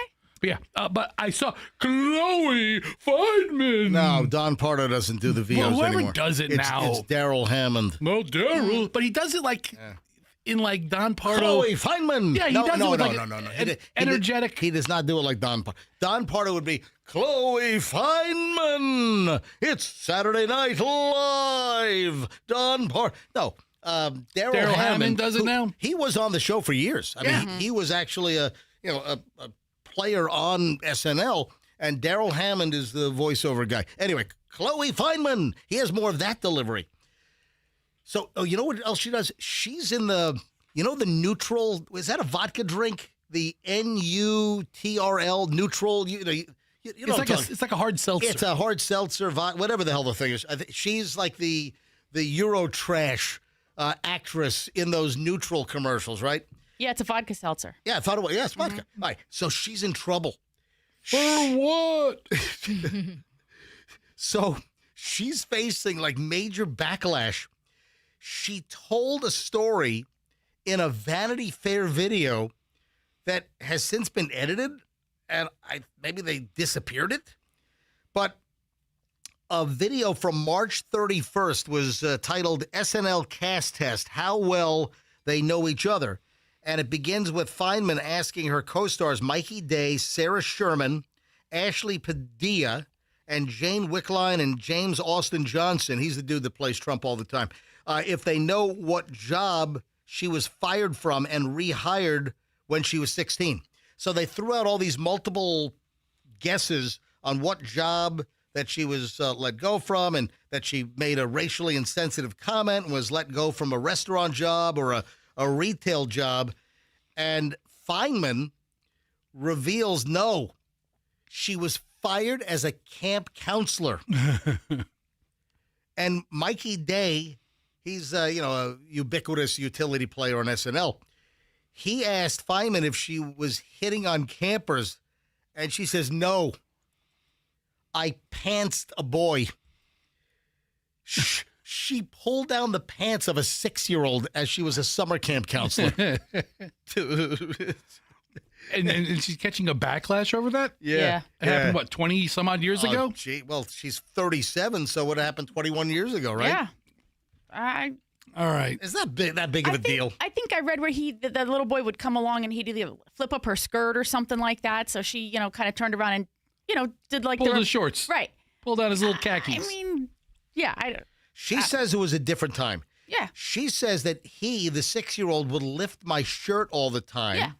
It was a different time. He would be like, hey, can I have a hug? And then he'd go to hug me and lift up my shirt. Yeah, 6-year-old boys like to prank like that. And Sure. then she said, hey, I'm going to get you back, and pulled the kid's shorts down and pants the kid. Okay. Yeah. I think that's hysterical. And now she's getting backlash. By whom? I don't know. Who knows? By whom? Bunch of camp shenanigans. Yeah. Yeah. Whatever. I can't believe that no one's called to tell us who the guy at the Rays game was that lost it. Speaking of pants. Yeah, you were speaking of he pantsed himself. Dude, speaking of pictures of moons. Yeah. Forget the Artemis. Yeah. The best picture of any moon. Yeah, it's the dude. He's Fartimus. Yes. That moon that this guy dropped at the top of the 9th inning at the Rays game yesterday. Holy crap. If you missed this, we spent a good chunk of time on this around 7:30 this morning. I got to meet him. The video is on my Instagram. If you have not seen this, a guy goes for a foul ball. He's on like field level seats. He's not up in the stands. He's on the right field baseline, the right field line, and a foul ball gets hit, and he goes to run and grab the ball. His pants fall down. He's got no underwear on. And you see nothing but full freaking moon. I mean, bare butt. The video is on my Instagram at Certified MJ Radio. That's Certified MJ Radio. You got to take a look at this thing. Oh, it's so good. And since 7:30 this morning, we've been trying to find out who is this guy. Somebody's got to know who this guy is. We want to talk to him. I want to buy him a belt to hold his pants up. I'll buy him whatever he wants. I want to get him underwear because he appears to have no underwear on. I mean, so the camera cuts. The camera cuts to the sideline where we're seeing where the foul ball lands if someone grabs it, and the camera is on the dude, and his pants fall down, and there's nothing but crack. It's like directly behind like the Rays dugout area. Oh shit! So all the pitchers are watching, all the catchers are there. It is unbelievable, and no one's been able to identify who this guy is yet. Andrew, has this popped up on X, on Instagram? Is anything popping up on social media, any story on who this guy is? Someone's got to know who this dude is, who lost his pants. If you haven't seen the video, go to my Instagram feed, Certified MJ Radio. That is Certified MJ Radio. And with that, we shall leave you once again with the invite. We would love to meet you today. Come on out. The MJ Morning Show live today. We're going to be at Small Batch Creamery in St. Pete from 5:30 to 7:30 p.m., launching officially my MJ's Milton Fudge Cow chocolate ice cream. Best chocolate you've ever had. So come meet me, come meet Fester, and what is that? Bailey took her headphones off and didn't turn them down. Oh, yeah. Yeah, she squealed on us. All right. So come on out and see us. Small Batch Creameries on 4th Street. It's 5530 4th Street North, or just Google Small Batch Creamery in St. Pete and come meet us. Michelle's there, Fester's there, I'm there, Bailey the intern will be there. It'll be 5:30 to 7:30 tonight, Small Batch Creamery, St. Pete. With that, we got to roll. Folks, have a great one. We'll see you back here tomorrow morning, and we'd love to see you tonight. And let's be careful out there, would you please?